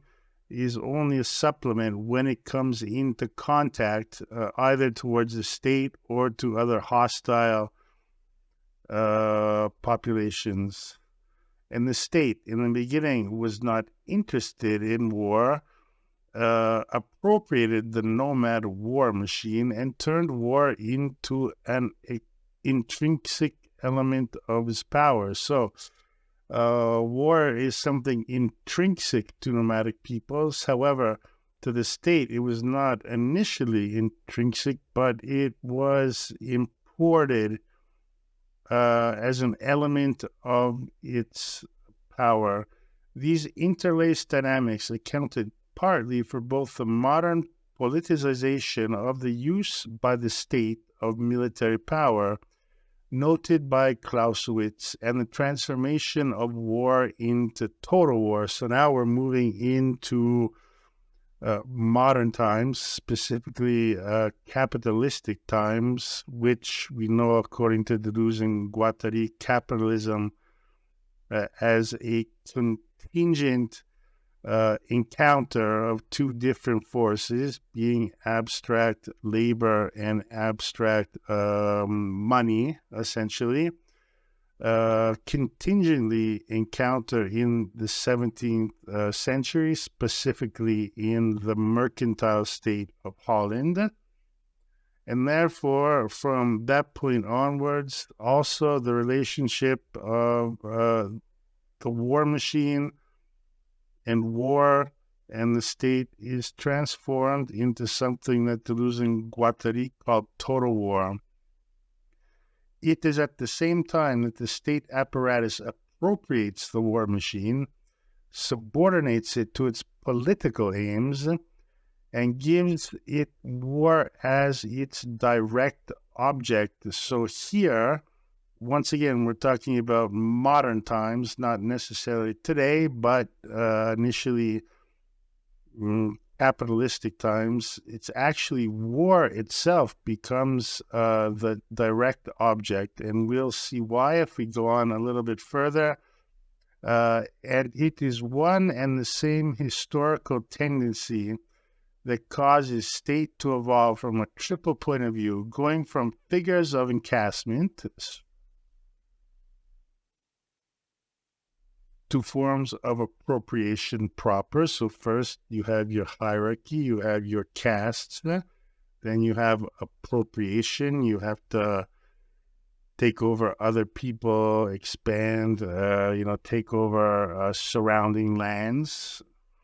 Going from limited war, and so far that would be limited war, creating a caste system, therefore stratifying the war machine, your subjects, originally nomadic people, going to so-called total war and transforming the relation between aim and object.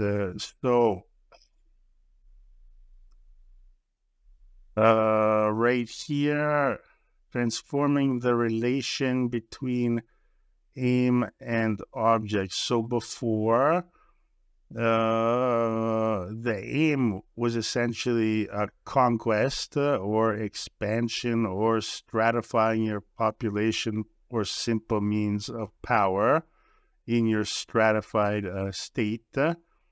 And the object was essentially war in itself in order to accomplish that. So if you have to expand your territories, you're going to have to appropriate a war machine, meaning build an armed forces, and then practice war, meaning you're going to have to go in there and conquer people and kill a lot of people, and then you can occupy that territory.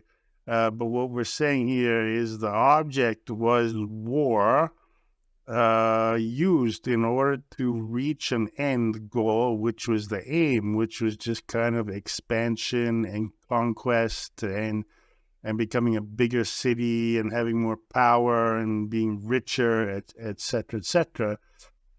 And what happens in capitalistic times is this is reversed, meaning the aim is total war, and the object, which is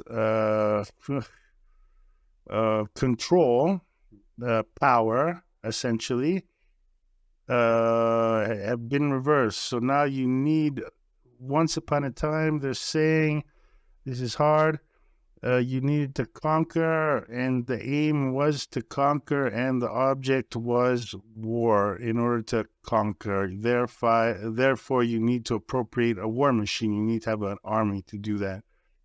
However, today, the aim is total war, and the object is power, essentially, the continued necessity of keeping people under control and expanding and become richer and richer. So However, the development of capitalism should also be taken into account to explain this transformation of military force and war itself. The factors that make state, war, total war, are closely connected to capitalism. This is the original text from A Thousand Plateaus, 1980, translation by Brian Masumi, 1987, page 421.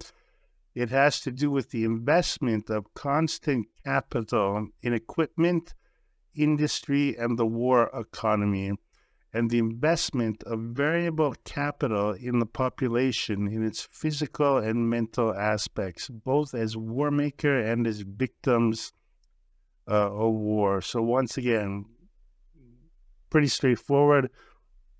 Once you have an autonomous military-industrial complex, and I believe today in 2023 in the United States, it's the military-industrial complex which tells the state or the government, or at least has a heavy influence on lobbying on which wars to get into, because everyone profits from war, essentially. So this is the idea of total war, because total war has its object is essentially profit, at the same time keeping your population under control, because they're always going to be scared.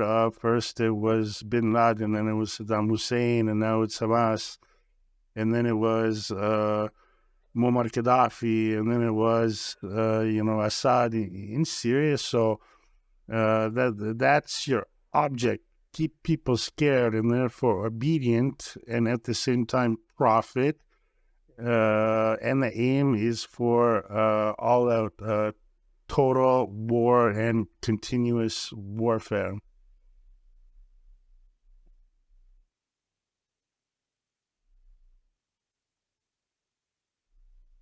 As a matter of fact, total war, which meant the attempt to annihilate the entire population and its economy, could only occur through the accumulation allowed by the development of capitalism.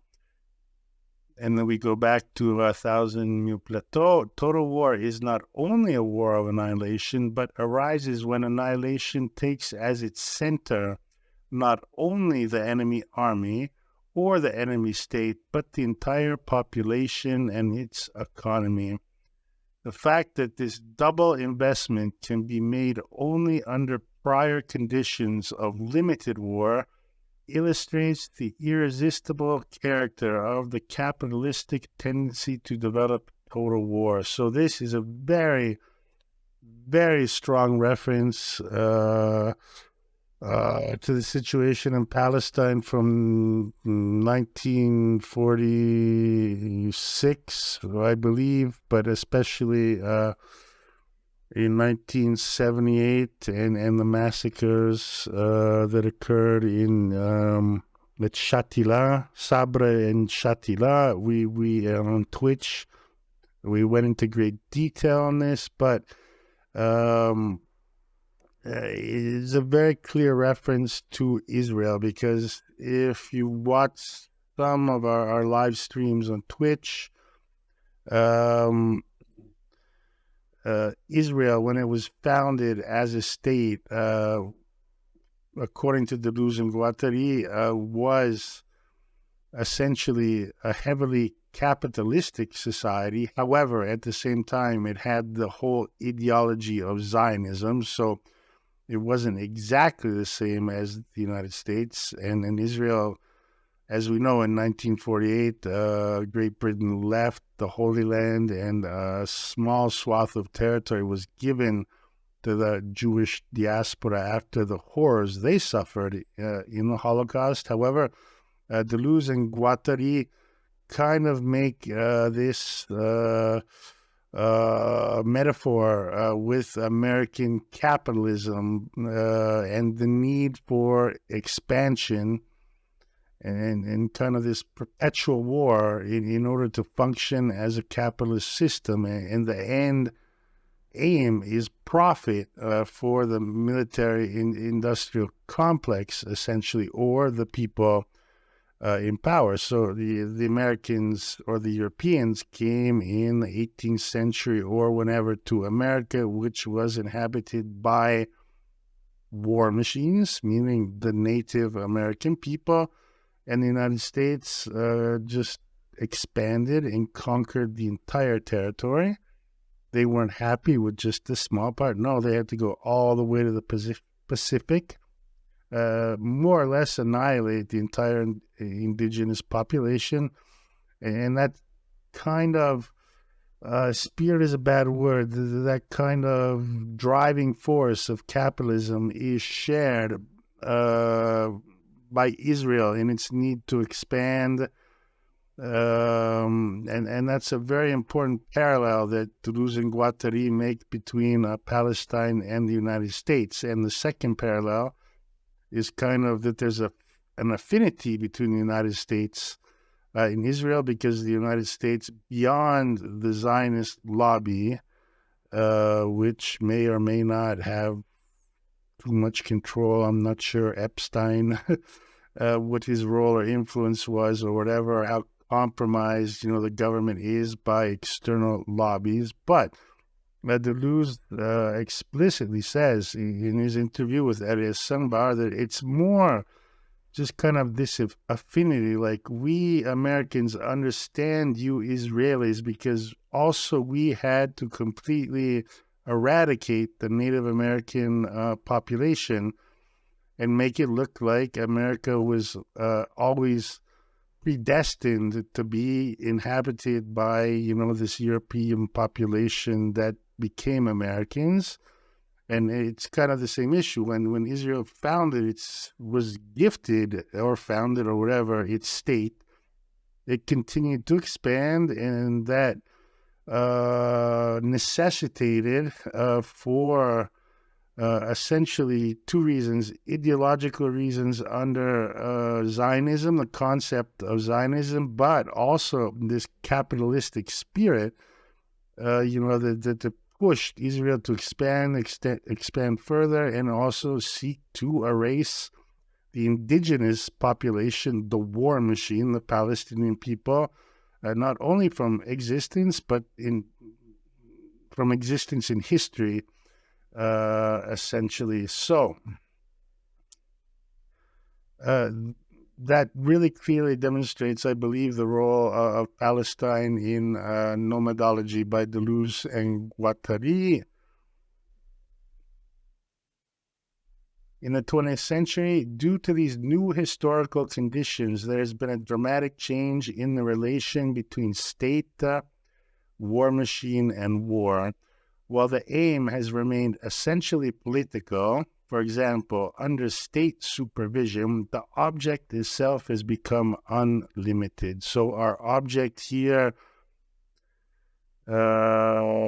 presuming this means profit and still controlling your population under conditions in which the population is much more difficult to control, no?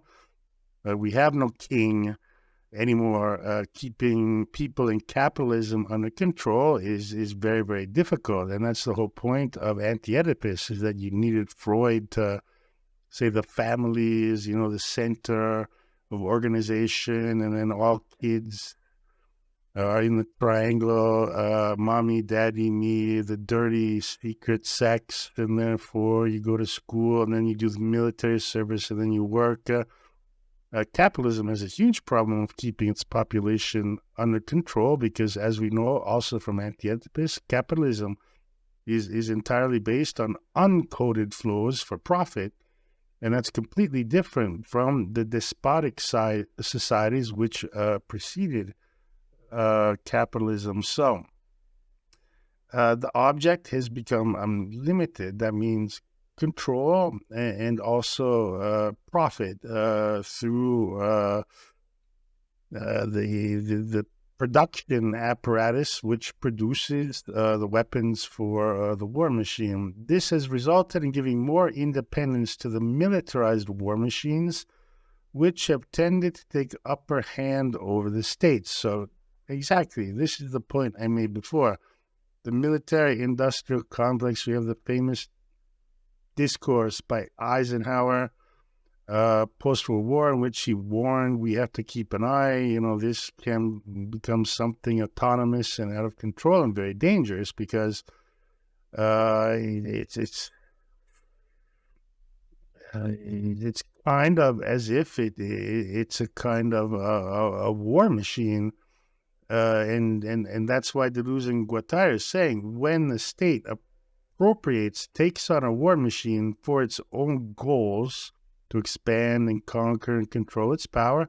However, it undergoes a pretty big risk at the same time, because if that becomes autonomous, it can kind of take over. And what has happened in recent times, in the last few decades, I believe, is that the military-industrial complex has indeed become highly autonomous, exerts a lot of pressure on the government, and always persists on going into war. And this could eventually become very, very, very serious and very dangerous, because we have the war in Ukraine.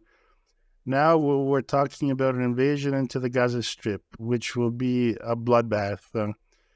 We have continual encirclements of China and preparations for war. So yes, it would appear that we're getting to a point where the war machine in itself is kind of getting a little bit too autonomous in its goal for perpetual war, and is getting into a situation where it could possibly provoke really seriously catastrophes on a global scale.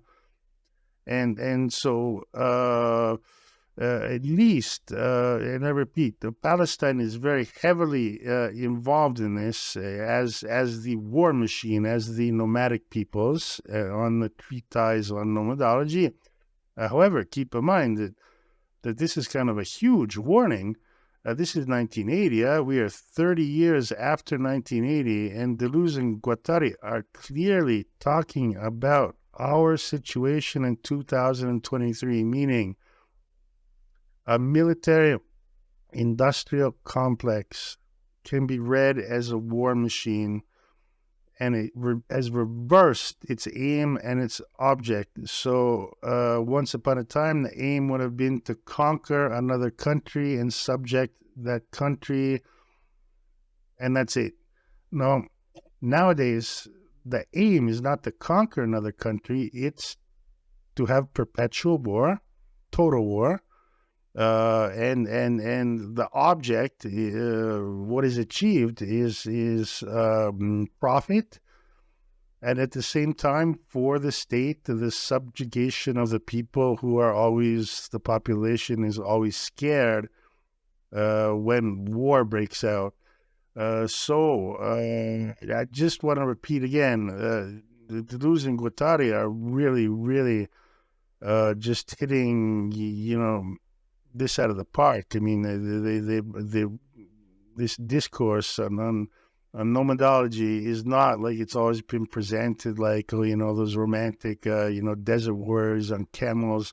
No, it's completely another thing, and it's completely relevant today. We have a war machine which is called the military-industrial complex, and its aim is perpetual total war, and its object is subjection and profit, and its relation with the state is, yes, it's still a little bit under control of the state, but it's a very questionable relationship. It's definitely still, I'd like to believe, subservient to the state, but just a quick example, like Europe there's an economic crisis all over the place, and in Europe, no one has any money. The governments have no money. They can't even pay their pension funds after 5 years. But Europe, under NATO, under the USA's guide, is still forced to pay the billions and billions of euros to Zelensky in the Ukraine, and it cannot permit itself to do that. They have to cut back on hospitals. So that's a clear example that the war machine, in the case of Europe, is more powerful than the states, because the states do not want to do this, but by outside external factors, they're forced to do this. So in that example, I believe the war machine is even more powerful than the state itself. I believe in the United States, it's kind of fuzzy. The whole situation is kind of fuzzy, but I do believe the military-industrial complex is becoming so autonomous and so powerful, and also a very big risk to the state, and it could just lead to unthinkable catastrophes in the immediate future, not in 10 years, tomorrow, because like we know, if NATO and the U.S. do something in Ukraine, which is very devastating, then Putin will have to respond with, a tactical nuke, and then NATO and Ukraine will have to respond, and everything just spirals out of control. So that's a negative becoming, because you're just taking cities and then destroying them and killing hundreds of thousands of people for no good reason. But that is, the war machine is a negative, a destructive line of flight. In itself. War is appropriated by the war machine, etc., etc. So I think I'm going to stop here with this article, because I do not want to do another long appointment, and I'm just going to get really quickly into a brief history of Palestine, a brief history of Zionism, and then I'll get into the interview with Elias Sambar, Palestinian writer and poet, expatriate in France, who held a series of seminars in the late 1970s, his interview with Deleuze, and we'll just close things up, because I think and I hope we all kind of get what's actually going on here in terms of the concepts of Deleuze and Guattari. Okay, so we're going to push on a little bit further here. I know we have to close things up, but the more I read this text, the more it becomes interesting, and the more I see the role of Palestine in the works of Deleuze and Guattari on Nomadology and Mitra. So I'm going to go forward. In the 20th century, due to these new historical conditions, there has been a dramatic change in the relation between state, war machine, and war. While the aim has remained essentially political, for example, under state supervision, the object itself has become unlimited. So the object in this case is perpetual war. This has resulted in giving more independence to the militarized war machines, which have tended to take the upper hand over the states. And we saw that just a minute ago, absolutely correct. It is also true that when total war becomes the object of the appropriated war machine, this is a direct quote from Mitra, 1980, translated by Masumi, 1987, page 421, that at this level, in the set of all possible conditions, the object and aim enter into new relations that can reach the point of contradiction. The aim remains essentially political, so it's the state that has appropriated the war machine, which is external to the state itself, and determined as such by the state, but the object itself has become unlimited. We could say that the appropriation has changed direction, or rather that states tend to unleash, reconstitute, an immense war machine of which they are no longer anything more than the opposable or opposed parts. So we have to be fast here, but the point is still that once unlimited war under a capitalist state defines unlimited war as its object, meaning perpetual profit. It may be under the guise of the state, however, the state itself is superseded by the power of the war machine. Fascism has been a terrible expression of this mix of political aims determined by the state and total war allowed by capitalist accumulation but waged by war machine that has become largely independent. So fascism, we can talk about Mussolini, or more specifically Hitler, who had his political goals. However, he appropriated war from a war machine. Think of just all the Prussian military generals who were integrated, decades before into the German state. They could be kind of thought as, however, not precisely as being a war machine. However, their goal, they were appropriated by Hitler to wage war, total war, against against all of Europe and Russia, etc., etc. So, however, the second half of the 20th century has witnessed an emergence of nuclear forces. These are our times, which in turn have extended the power of militarized war machines throughout the earth.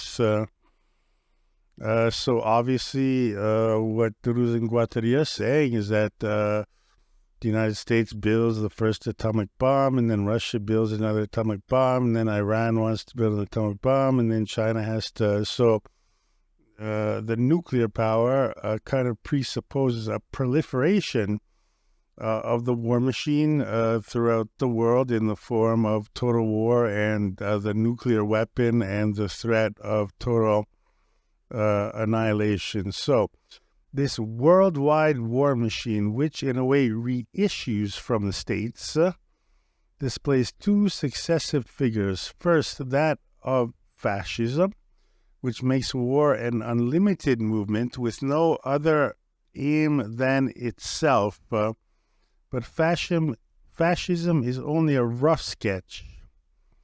And the second post-fascist figure is that of a war machine that takes peace as its object directly, as the peace of terror or survival. The war machine reforms a smooth space that it now claims to control, to surround the entire earth. The total war itself is surpassed towards a form of peace more terrifying still. So once again, I think here it's a very, very clear reference to the Palestinian population who live under the constant threat of terror, even under a state of peace. So from time to time in 1968, 1972, 1982, and the 1990s, and what's happening today, those are issues of the actual war machine being implied on one part by the Israeli state and being employed on the other part by Hamas and Hezbollah, on the part of the Palestine people. So that is an incredibly horrific, destructive, negative line of flight of the war machine. However, it's as if in the post-fascist world, meaning we are post-World War II, there may be eruptions of total war, actual physical war, when the increasingly autonomous industrial war complex needs to increase its profits. However, at the same time, in the post-fascist world, total war itself is surpassed towards a form of peace, more terrifying still. And this for me is so crystal clear. This is the Palestinian population who always live under a state of terror. They can't cross the border. They're always limited on their supplies, and visa checks here and there, and there's always the menace of your elimination, of genocide. It's always there. But even if we're in a period of relative peace for 5 or 10 years, you as a population bear this weight of terror, which Deleuze and Guattari essentially say that's possibly even worse than actually entering into a state of a war. So, according to Deleuze and Guattari, states have thus been transformed over the last decades into objects or means adapted to the nuclear war machine, and the military has tended to assume increasingly wider political functions. Deleuze and Guattari, the war machine is taking charge of the aim, worldwide order, and the states are now no more than objects or means adapted to that machine. The states, having appropriated a war machine and having adapted it to their aims, re-impart a war machine that takes charge of the aim, appropriates the states, and assumes increasingly wider political functions. So, I'm going to cut off here. I think we've seen enough, and I think we kind of understand. So, one of the real points is in 2023, do we want to question ourselves and ask, how much power does a state actually have? How much power does the war machine, defined as essentially the military? I'll give you like a brief stupid quote. I just watched a clip from Top Gun, the first one in the 1980s, and Tom Skerritt, the commander, makes this big issue. He makes this big statement to his Top Gun cadets, who are supposed to be the best, flyers in the world, etc., the elite. He explicitly tells them, look, we just follow what the politicians do, but when we go into war, we are all on the same team. We have to be number one. So what that says to me is what Deleuze and Guattari are saying. It's that, soldiers are saying, look, the state, the politicians is the state. For now, we obey them. We may not always obey them, but we are a separate entity from the state itself. We are the war machine.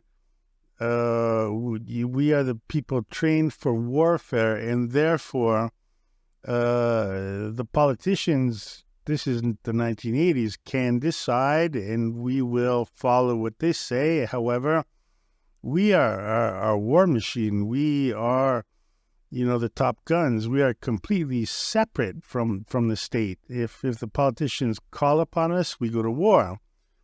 If they do not, we train and hone our skills for warfare. And I think that should be pretty clear. For time's sake, we're going to cut down. I'm just going to tell you very quickly. We want to get concretely into the history of Palestine, which we did on our Twitch live streams. But essentially, Israel it's had in common much with the United States and their problem with a Native American people. However, they shared this kind of common thing of this capitalist spirit of expansion, of getting bigger, of expanding territories. However, the Europeans came to the United States, and there were the Native Americans, but the United States kind of just continually expanded and grew further and further until it couldn't grow any further.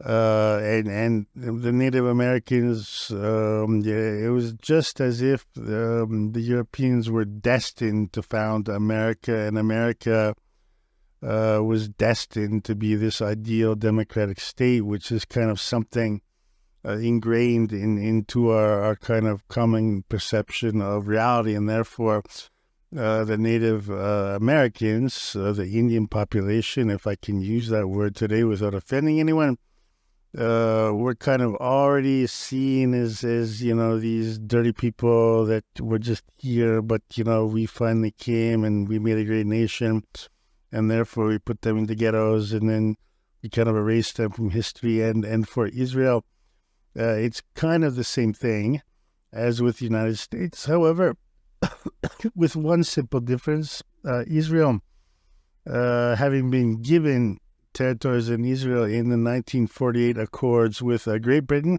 obviously continued to expand, and for them, the Palestinian people were perceived as being more or less as the Native American people, just as kind of, these inconvenient people who are here, and we have to expand as a state. However, at the same time, for Israel, Zionism plays a big role in this, and Zionism is something, a series of concepts created in Germany, in the Jewish diaspora, specifically in Germany, where this idea came about that the Jewish people have always been predestined to own the Holy Land, to live in Jerusalem, that throughout history the Jewish people are the chosen people by God, and therefore, in the foundation in 1948 other states, they were the pre-chosen people who had to expand in a capitalistic way. However, at the same time, they had this very deep ideological understanding that they were the people chosen by God, and therefore that state was always there, and their destiny was to occupy that state. And Zionism comes around in the mid-19th century, maybe a little bit earlier.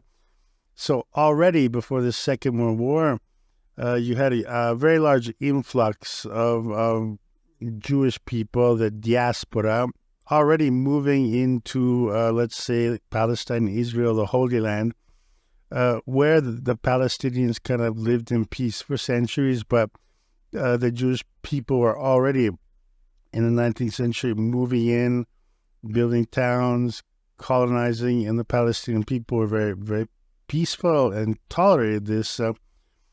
And this influx leads into a series of outbreaks in the 1920s, and Palestine was still under British control as a part of their colonial empire, and it led to a massive uprising in, let's say, 1928 on the part of the Palestinians, who rebelled against this continuous influx of Jewish people, and the British Empire essentially took down the entire army in violent battles and exiled all of their leaders. However, they guaranteed the Palestinian people that the land would be theirs, and they would do their best to limit immigration of Jewish people. And they also guaranteed a state between the two people, the Jewish and the Palestinians, that would be equally represented by both sides, and it would be democratic, and everyone have equal representation. And then after that, in the late 1930s, I'm summarizing really quickly here, instead, the Jewish population in Israel revolted, and then there was, another state of warfare. However, that kind of got interrupted by the Second World War, and that led to the Accords in 1948, where Israel, after the horrors that their people suffered in the Holocaust, were given a large swath of land in Palestine, or Israel-Palestine, as the state or the Holy Land, whatever. And that is still the struggle which we see going on today. So I'm sorry I have to be so synthetic. I want to make a short appointment here, because there's actually a lot of interesting stuff. And let's see if we can close this up. Okay, moving along here as we have to move on. I want to keep this as brief as possible. However, before we get into the very brief interview between Gilles Deleuze and Elias Sambar, a Palestinian poet and politician and writer, as we have mentioned. Okay, we can't spend too much time of this, but there are a few points I did want to get to. Obviously, the treatise on Nomadology, the War Machine, is one of the final chapters in 1,000 Plateaux, and is one of the greatest chapters in Deleuze and Guattari's joint work. Indeed, it is an extraordinary text in the history of political philosophy, one whose implications have yet to be fully mined or even partially mined for that matter. I will just repeat, I just watched on YouTube some discussions with popular YouTube figures whom I do watch on YouTube, and the discussions on Palestine absolutely boggle my mind. I can't even listen to it. I mean, it's just, don't want to be negative, but the things I've seen are like, what in the hell are you thinking about, obviously. So let's not get into that, and let's try and take positive lines of flight here. So the question posed in this paper, and we're talking more or less about the book Nomadology, which perhaps preceded 1,000 Plateaux. Deleuze calls the nomads, and I'm just going to get into this very quickly because we want to keep things brief, and this is a whole other very deep and long issue which we could get into, but we want to, for brevity's sake, keep things as fast as possible. So what does Deleuze mean when he calls nomads the noumena of history? So for Deleuze, the nomads are the war machine, and they are the noumena of history. The term noumena refers, of course, to Kant, who contrasts noumena with phenomena. The term phenomena refers to that which appears in experience, whereas the term noumena refers to that which can be thought. The noumenal encompasses a far larger domain than the phenomenal. I can think the idea of the world or universe or the totality of what is. For instance, even though the universe can never appear to me as a phenomenon. So once again, very simple. I can think about infinity and the entirety of the universe, and according to my own limits, I can think about, distant universes and planets, etc., etc.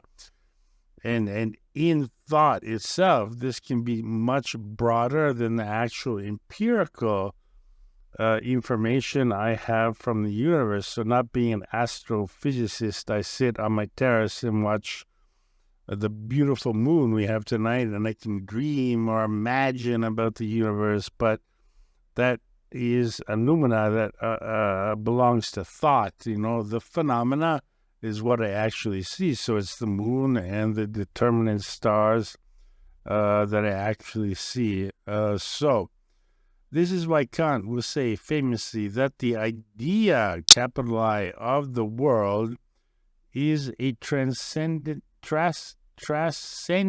illusion. I can think it as a noumenon, but I can never know it as a phenomenon. So once again, for Kant, if I watch the moon and look at the stars and I imagine galaxies and the Milky Way, for Kant, he's just saying, bro, that's just, that's a transcendent, not transcendental, transcendent illusion. And it is something you can never know because it's the actual phenomenon that counts. So Deleuze is in effect assigning the same status to the idea of a nomadology. It is a noumenon that can be thought, even though it does not appear as a phenomena in history. We're going to skip the parts about Derrida. Sorry, but we don't want to talk about Derrida. Jacques Derrida. Désolé, on en parle de toi, monsieur. But it is revealing that both philosophers, it's Gilles Deleuze and Jacques Derrida, were appropriating and reworking Kant's transcendental dialectic and his theory of ideas at roughly the same time. Why then does Deleuze essentially assign to the entirety of the nomadology a status as a noumenal idea, meaning something that can be thought but which never actually appears, or at least rarely appears? And just quickly here, the genesis of the nomadology plateau. To answer this question, we need to first look at the genesis of the nomadology within Deleuze and Guattari's work. In the recently published The Anti-Oedipus Papers, which collects together the texts that Guattari submitted for the Anti-Oedipus project, texts which Deleuze substantially rewrote for the final version, there is a revealing journal entry from September 1972 in which Guattari writes, Gilles is working like a madman on his nomads. This note is revealing for two reasons. So historically, looking at the oeuvre of Gilles Deleuze, since the publication of Anti-Oedipus since 1972, Gilles was already working like a madman, according to Pierre-Félix Guattari, on his nomads. And we know that up until 1978, Deleuze did not encounter Elias Sambar or other Palestinian activists who become very important for our work. So 6 years before 1978, and we'll get into this a little bit further, Deleuze was already working on his treatise on nomadology. So first, it indicates that the plateau on the nomadology was primarily the work of Deleuze. So I would tend to disagree here because I do know that in 1978 it was Pierre-Félix Guattari who went to the seminars which the Palestinian journal recently founded in Paris in the late 1970s, held a series of seminars in which only Pierre-Félix Guattari went and visited and met and became friends with, for example, Elias Sambar, a Palestinian, amongst others. So,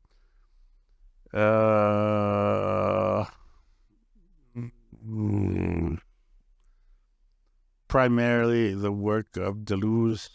That's kind of complicated, but let's not get into that. Some scholars would say it is illegitimate to attempt to separate out Deleuze and Guattari's respective contributions to the jointly written work, but I do not agree with this viewpoint. In their interviews, Deleuze and Guattari are themselves constantly pointing out who contributed what to their work, who came up with an idea first, and so on. At the same time, they admitted that they each understood the final formulation of a concept differently. For instance, they each seem to have had a completely different conceptions of the concept of the body without organs. In other words, the legitimate speculation on the genesis of a given concept does not necessarily clarify how the concept works. Yeah, that's all good and fine, but this is Deleuze Modeste. Now, we're talking about like things in a more simple way. So,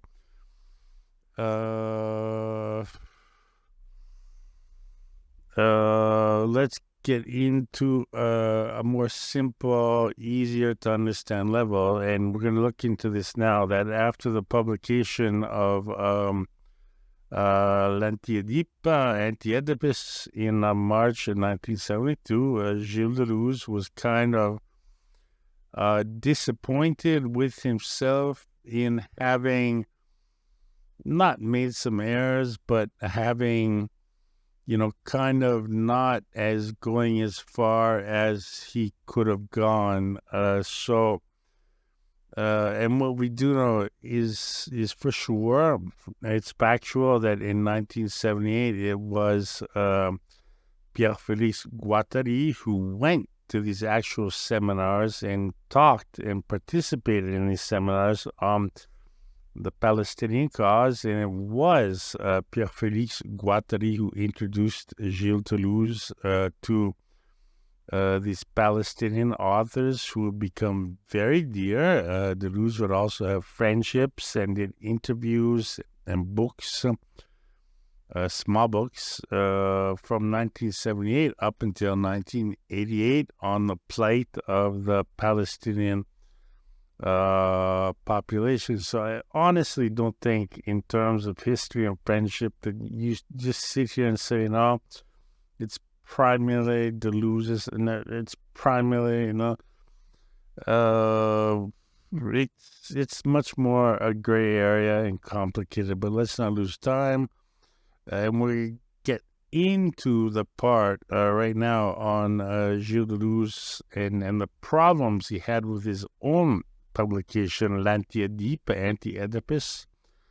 Second, and more importantly, it reveals that Deleuze was aware of the inadequacies of Anti-Oedipus even before it was published in March of 1972. In other words, it now appears that the manuscript of Anti-Oedipus was barely in the hands of the editor, presumably Jérôme Lindon, at Minuit, that's the publishing company.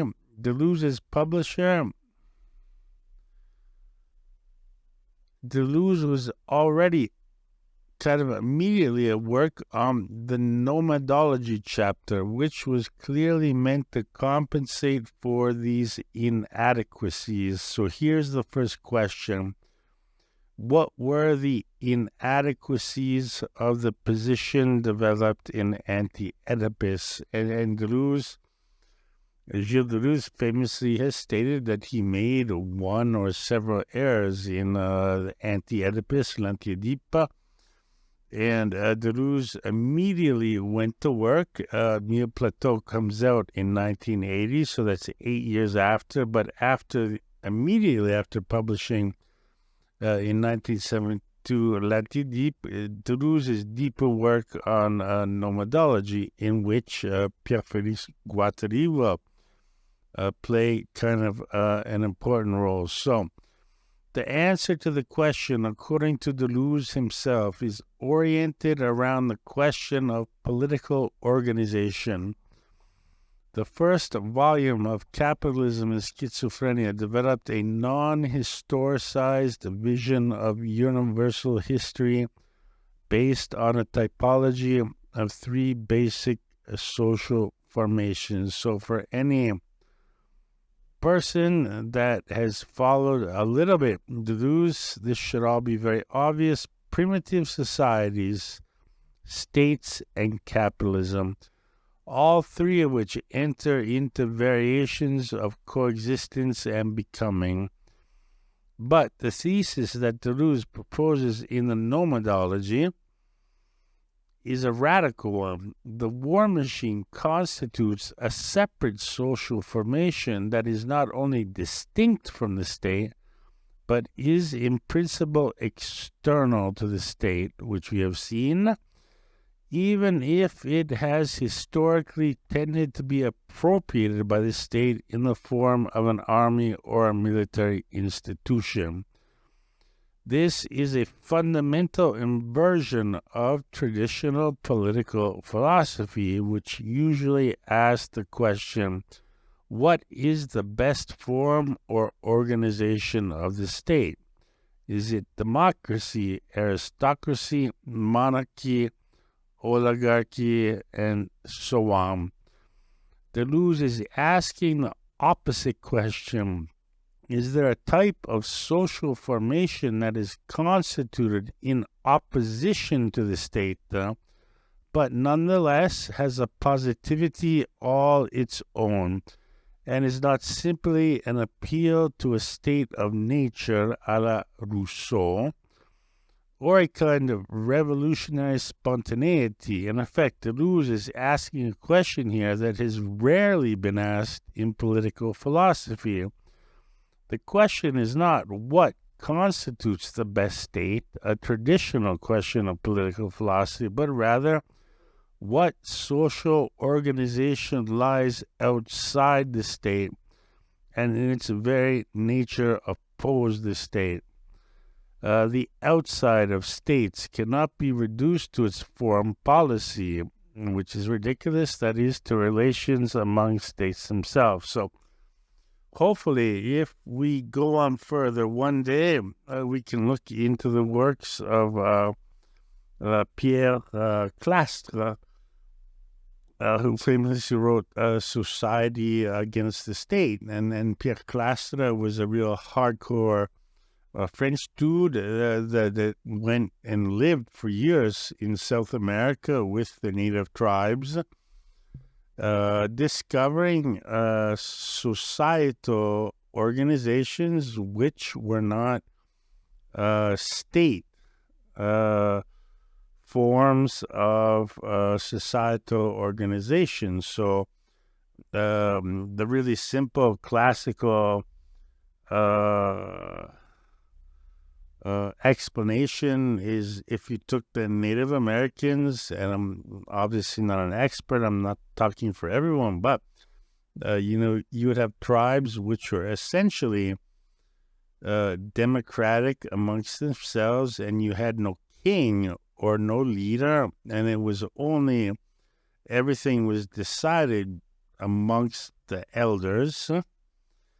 However, the tribe leader obtained total power only in the situation of war. So you went to war, that your elderly tribal leader, your number one guy, becomes the absolute ruler, and you will follow him, because when you go to war, obviously you have to have some kind of direction. So in war, the tribal leader assumed absolute power, but in peacetime, everything was decided by council, and it was highly, highly democratic, and that's not the state. The state, maybe in another podcast we'll get more into that, but the state is about stock and surplus value and hierarchies, but with the Native American Indians, at least in a lot of cases, the state does not exist. It's not a state. There's no hierarchy like, poor, rich, slaves, etc. No, everyone is kind of on equal footing, and, you have your elders who decide things together peacefully. It's only when you go to war that you trust, the whole community trusts themselves in their leader as the leader in war. So In his seminar of 7 March 1972, just as Anti-Oedipus was appearing in bookstores, Deleuze noted that Anti-Oedipus had bequeathed to its authors a new problem, which he formulated in the following manner. The problem one always comes up against is how to ensure that the movements of decoding, the movements of deterritorialization are revolutionary positives. So I'm going to just stop here 1 quick second. We know we have the war machine, who are nomadic people. We have the state. When the state confronts the war machine, you go into war. War is a becoming. However, war is a negative becoming, because war is destruction and killing, etc., etc. So that has to be very, very clear here. But at the same time, that they do not recreate artificial forms like perversion or the family, that they do not create in their own way types of code and territoriality. So very easy here. Deleuze is saying, look, we have the war machine, the state. When they confront each other, you're going to have war. War is a negative becoming or deterritorialization, because a deterritorialization is essentially a becoming. And Deleuze is saying what's really important is that through war or deterritorialization, that you just don't go back to the way the things were before, being coded and territoriality. So, I'm trying to think of some simple examples. It's like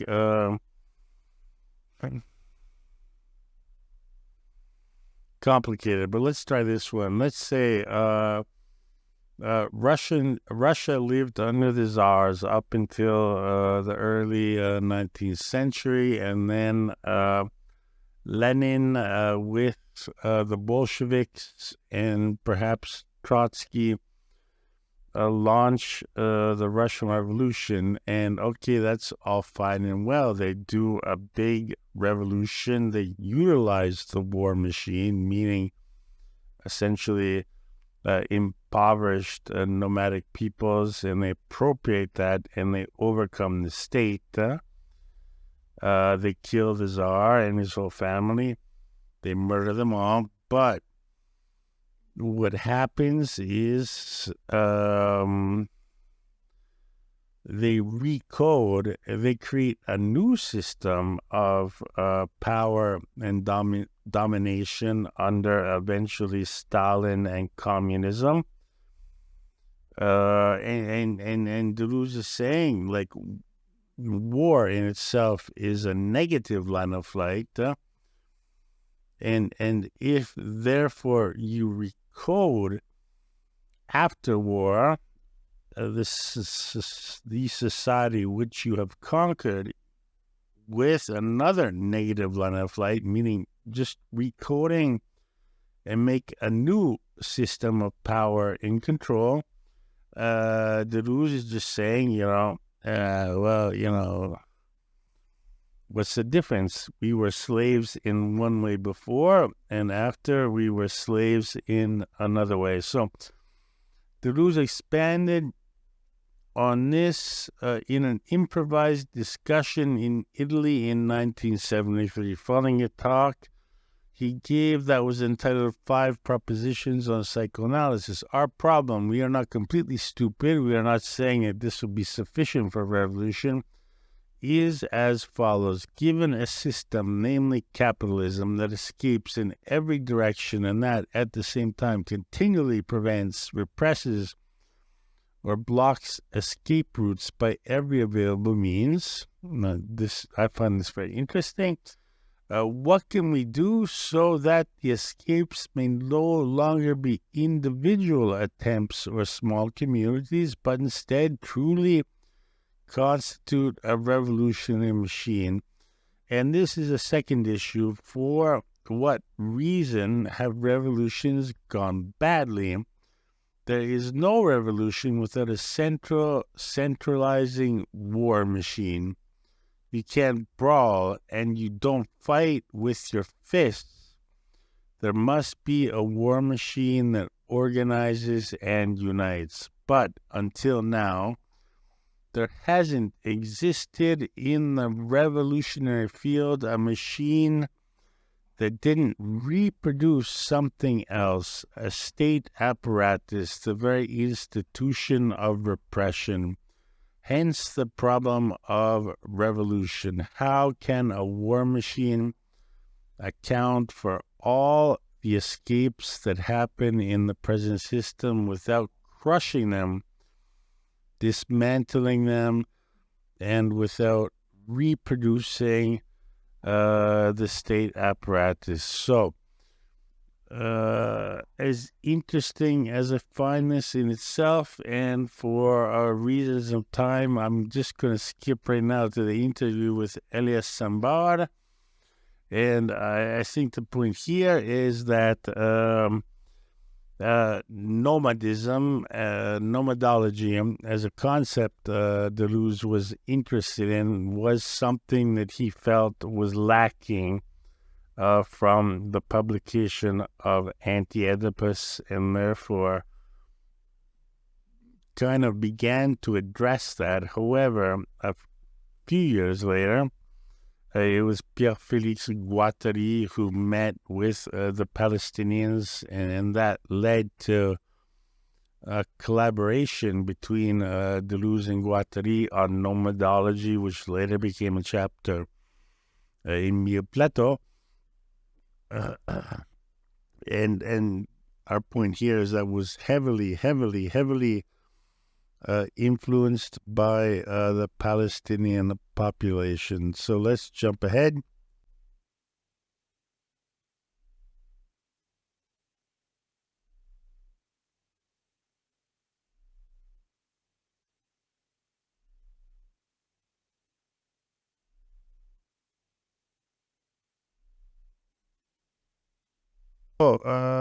Let's just jump fast and hard into this text. This is 1982.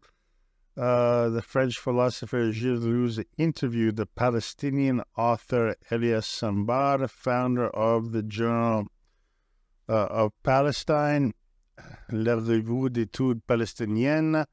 They examine the importance of the journal and the existence of the people and land of Palestine. Disgracefully, over 30 years later, these discussions are still despairingly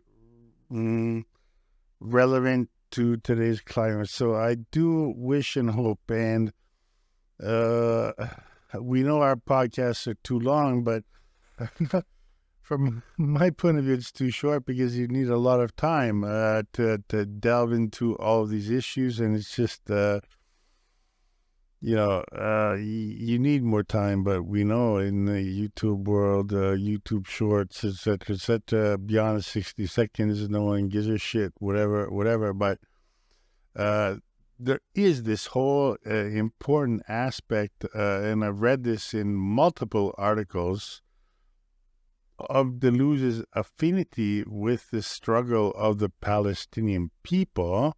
And I repeat, not Hamas, not the armed struggle, but the Palestinian people as peaceful people, has been completely kind of ignored in the studies of Gilles Deleuze. So my only hope is maybe a little bit, just a millimeter, with this podcast, which we're just kind of, throwing together very quickly, can help us understand the importance of the Palestinian people in the thought of Gilles Deleuze. So let's just go on to the interview. This is Deleuze and Sambar. So I'm reading Gilles Deleuze as he's interviewing Elias Sambar, a famous poet, philosopher, born in Palestine and expatriated in the 70s to France, who lived in Paris. Deleuze asked him, something seems to have ripened on the Palestinian side, a new tone, as if they had overcome the first state of the crisis, as if they had attained a region of certainty and serenity, of right, droit, which bears witness to a new consciousness, a state which allows them to speak in a new way, neither aggressively nor defensively, but equal to equal with everyone. How do you explain this, since the Palestinians have not yet achieved their objectives? So Elias Samba responds, we have felt this reaction since the appearance of the first issue. There are the actors who said to themselves, look, the Palestinians are also doing journals like this, and that is shaken a well-established image in their heads. So in 1982, the fact that the Palestinian people could even create their own journal or publication was something very serious and not to be underestimated, because the Palestinians in those times, and I presume even today, had no right to have their own seminars and journals and their own magazines, etc., etc. So don't forget that for many people, the image of the Palestinian combatant for which we claim responsibility has remained very abstract. Let me explain. Before we established the reality of our presence, we were perceived as refugees. So once again, we go back to the parallel between Israel and the United States in terms of capitalism, meaning that when the first Europeans went to the United States, there was this kind of concept that they were predestined, my apologies, to conquer and expand and conquer all of the territory possible and create the United States of America. So the native Indians were already considered as being refugees, as just kind of these, these weirdos that were on the land and, we're going to take over. And so already conceptually from the very beginning in the United States, it was like the American Indians are, they're already refugees, conceptually, and that's the same with Israel and the Palestinian people, obviously with some significant differences, and that is concerning Zionism, which we've talked about. So let's go on. Let me explain. Before we established the reality of our presence, we were perceived as refugees. When our resistance movement established that our struggle was one to be reckoned with, we were trapped once again in a reductive image. Multiplied and isolated to infinity, it was an image of us as pure militarists, and we were perceived as doing only that. It's in order to leave that behind that we prefer our image of combatants to that of militiamen in the strict sense. So we're just going to touch on this very quickly. Elias Sambat is saying in 1982 that, first, the Palestinian people who peacefully for centuries inhabited the Holy Land, and with the foundation of the Israeli state in 1948, were already considered refugees. It's just like, this dirty people, that are on the land that was predestined, according to Zionism, to the Israeli population. And he's saying, then the problem is that when the the Palestinians actually defended themselves. And from my personal life, I can kind of understand this. It depends on who's listening, but when they actually defended themselves militarily, then they were written off as being kind of, terrible terrorists, essentially, So first, the Palestinian people are living there in peace, and then Israel, the state, is given to them as a reparation for the horrific sufferings from the Second World War, specifically under the United States, are given a piece of Israel. They expand, but they say the Palestinians, are just kind of, these terrible people that are already perceived as refugees, which is empirically incorrect because that was the land where they just lived peacefully. And what Sambar is saying is that the Palestinians in reality were militiamen. And I think that's very, very important and relevant to Deleuze and Nomadology and the war machine, meaning that, the Palestinian people, militiaman, that I think that references to the United States is, you're a person that lives at home and you do your work. However, you have a gun at home, and, when you're called to war, you will go to war. And that's very similar to Deleuze's definition of the war machine, nomadic people, the Palestinians, and war, meaning the Palestinians are prepared for war when the state, meaning Israel, threatens them, and then therefore as militiamen they are forced to take up their arms. However, Sambar is talking about the perception, of the world. We know how things work, and therefore the Palestinians, are simply violent terrorists, blah, blah, blah, blah, blah, blah.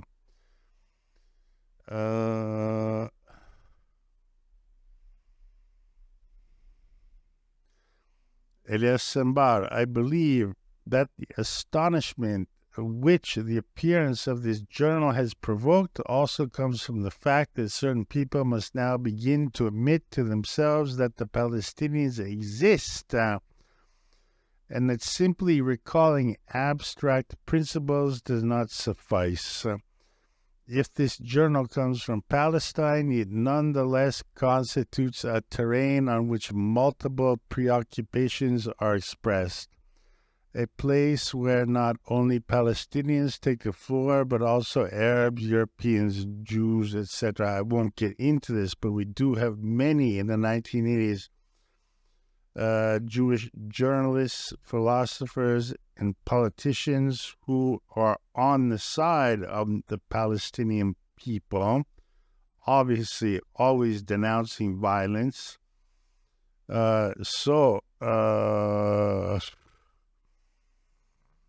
This is not a black and white unilateral thing which we witness, unfortunately, on the news today. So, above all, certain people must begin to realize that if there is such a labor as this, such a diversity of horizons, it probably must also include, at other levels of Palestine, painters, sculptors, workers, peasants, novelists, bankers, actors, business people, professors. In short, a real society whose existence in this journal gives an account. So, a quick metaphor. I've traveled frequently, especially in the 1990s, to Sarajevo, both before and after the war. And one of the very beautiful things about Sarajevo, when they were under attack by, the Serbian paramilitary forces, was that they were holding seminars on art and poetry and sculpture. and it was kind of, saying in the face of war, we will resist with culture, with the really things that matter in life, no? So that is what Elias Sambari is saying here. And we want to be brief. I will put this link on the website, and we want to close things up. I'm going to go down to the last line. So we have Gilles Deleuze, who says, La Revue d'études palestinienne has its manifesto, which appears in the first 2 pages of issue number 1. We are a people like the others. It's a cry whose meaning is multiple. In the first place, it's a reminder or an appeal. So just very quickly, we got into this very much into depth on our Twitch live streams. The Palestinians lived in peace on their land, and the only thing they want is to live like any other people, meaning they just want to live in peace on their territory. However, Israel, partially being, according to Deleuze and Guattari, being sent there in 1948 under a kind of capitalistic expansionist guise, and at the same time, this concept of Zionism, meaning that the Jewish population was preordained by God to be the superior population, and throughout all of history and the future, the Holy Land, Jerusalem, belongs to Israel. You have this incredibly different dichotomy. The Palestinians are essentially saying, we just want to be like any other people. That means we just want to live in peace. We want no war. We want our kids to grow up and go to school and have children. At the same time, Israel arrives and says, you must be erased because we are the predestined population. And there's this curious mix between capitalism and ideology in the case of Israel, which is if you mix capitalism and ideology, I don't think anyone is going to end up too well. So let's go along with Deleuze. The Palestinians are constantly reproached for refusing to recognize Israel. Look, the Israelis say they want to destroy us, but the Palestinians themselves have struggled for more than 50 years to be recognized, not to conquer, not to win, not to eradicate the Israeli population, to be recognized as a people in the modern world. That's very important. In the second place, it's in opposition to the Israeli manifesto, which is, we are not a people like others. So that's the Jewish population under Zionism. We are not a people like the others. We are different.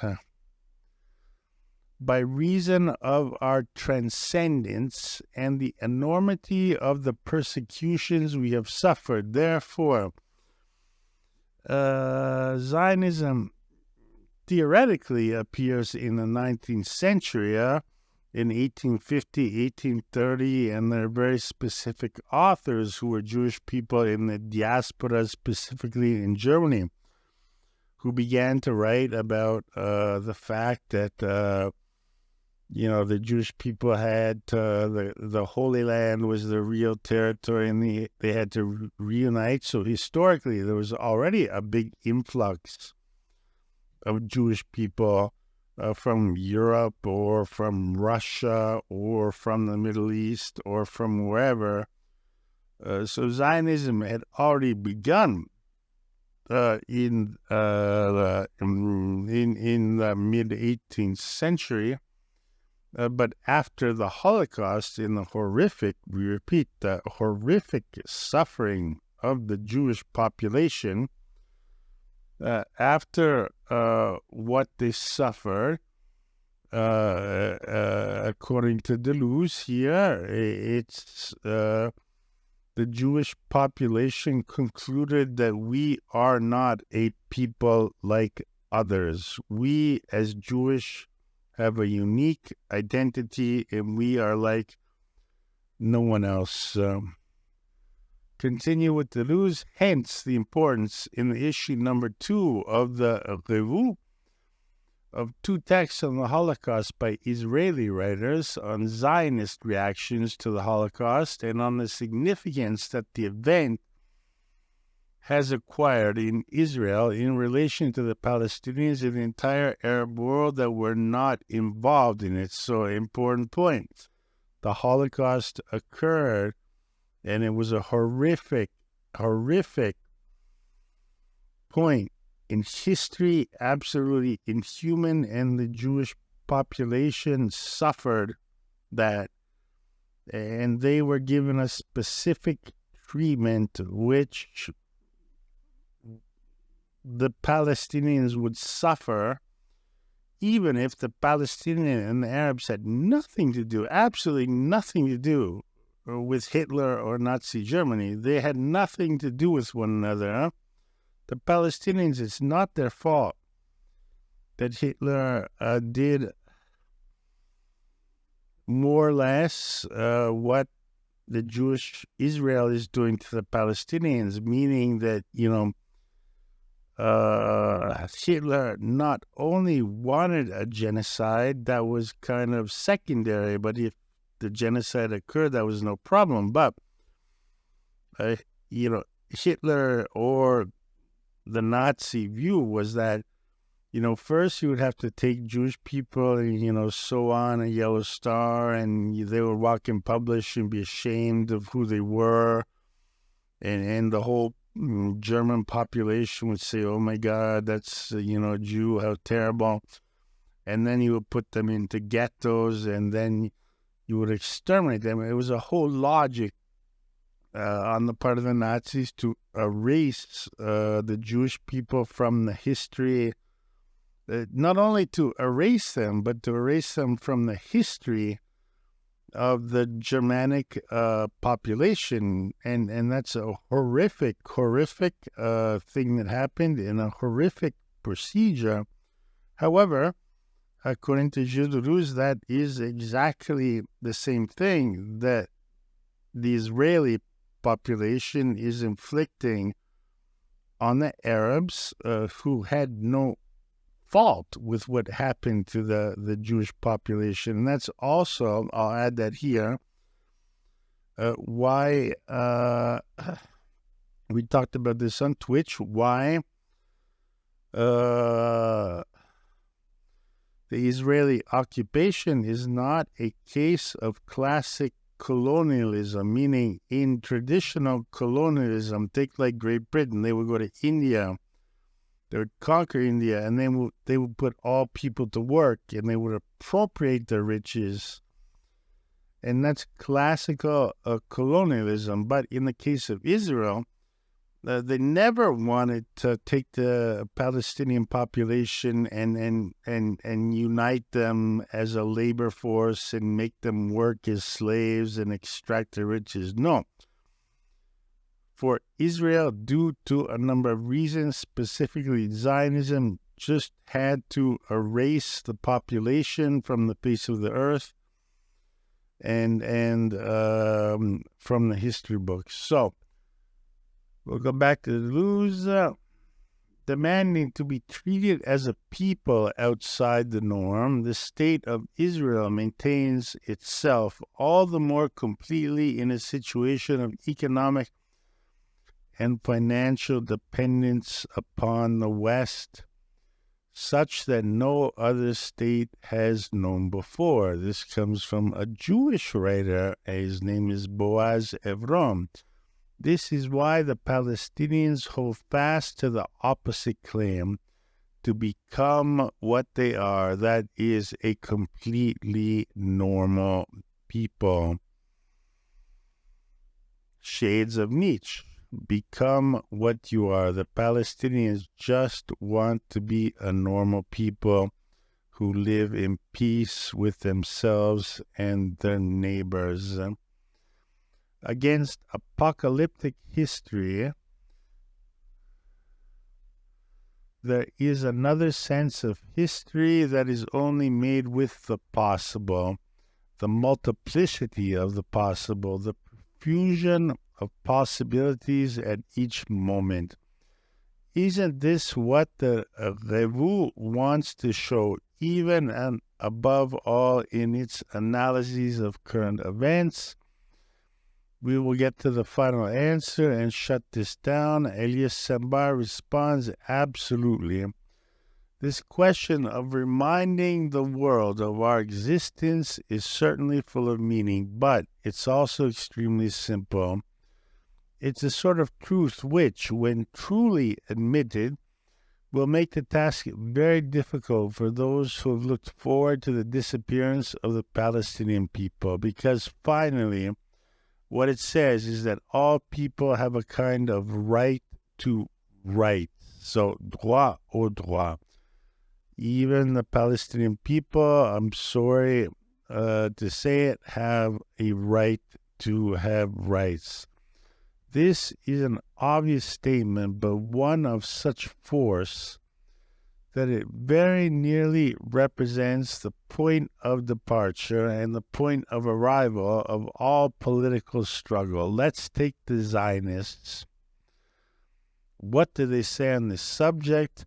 Never will you hear them say the Palestinian people have no right to anything. No amount of force can support such a position, and they know it very well. On the contrary, you will certainly hear them affirm that there is no Palestinian people. So we're going to close up here, and that's a very, very subtle and great point by Elias Sambar. It's like Israelis are kind of saying, oh yeah, of course, the Palestinian people have a right to have rights. The only problem here is that the Palestinian people don't exist, no? So they're circumventing the real problem because due to the ideological nature of Zionism and them being a people like no other people, predestined by God to conquer, etc., Jerusalem, blah, blah, blah. They're not stupid. They say, yeah, well, there are still these Palestinians after all these years hanging around. It's going to take time to get rid of them all, and then it's also important that we erase them from history, and everyone will have to believe forever that they're all refugees. But at the same time, yes, they cannot logically say to the world that the Palestinians have no rights, because that would be, kind of like pure fascism or some kind of weird slavery or whatever. No, they're not stupid. They say the Palestinians have rights. At the same time, conceptually, without saying it, they say, yeah, they have rights, but, the real problem is the Palestinian people. There are no Palestinian people. They don't exist. They never existed. They never will exist, because this is our land, etc., etc. Anyways, I'll drop this article up online, and I think we're kind of in a rush here, but you can dig up a lot of stuff on Deleuze and Palestine, and I hope if anyone gets anything out of this, it's the very, very, very important role that the Palestinian population, and I repeat, we are absolutely against any forms of violence. We're not sitting here like Hamas, Hezbollah. No.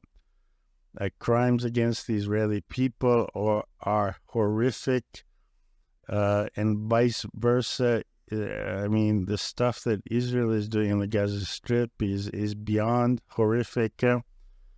We support the Russian attempt to have a ceasefire, which was obviously voted down, an immediate ceasefire, which is voted down a couple of days ago by the United Nations, because apparently some people are more important than other people, and we do not want peace. So our goal is always an immediate ceasefire. However, at the same time, I hope you get a little sense out of this podcast of the very important role for the Palestinian people in the ideas, the writings, and the concepts of nomadology by Gilles Deleuze and Pierre Félix Guattari. And as we just looked in very briefly, as this idea of nomadology was something that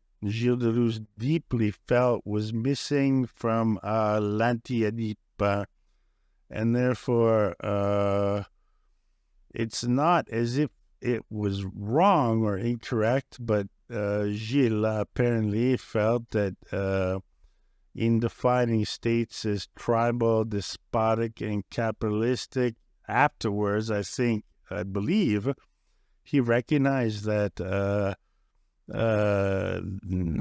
war machine was another important element which he did not touch upon. And therefore, as Guattari said, since 1972, he was working like a madman on nomadology. And then when he was introduced to the Palestinian struggle, I think this just kind of reinforced and gave a certain consistency and richness to his thoughts. So I'm signing out. This is an exceptional episode, and we all hope and pray. It doesn't look good today on the 28th of October, but we hope and pray for a peaceful solution. And I repeat, that someone comes to their senses, because the stuff I'm watching on YouTube is like, it's beyond my comprehension. I mean, I just cannot.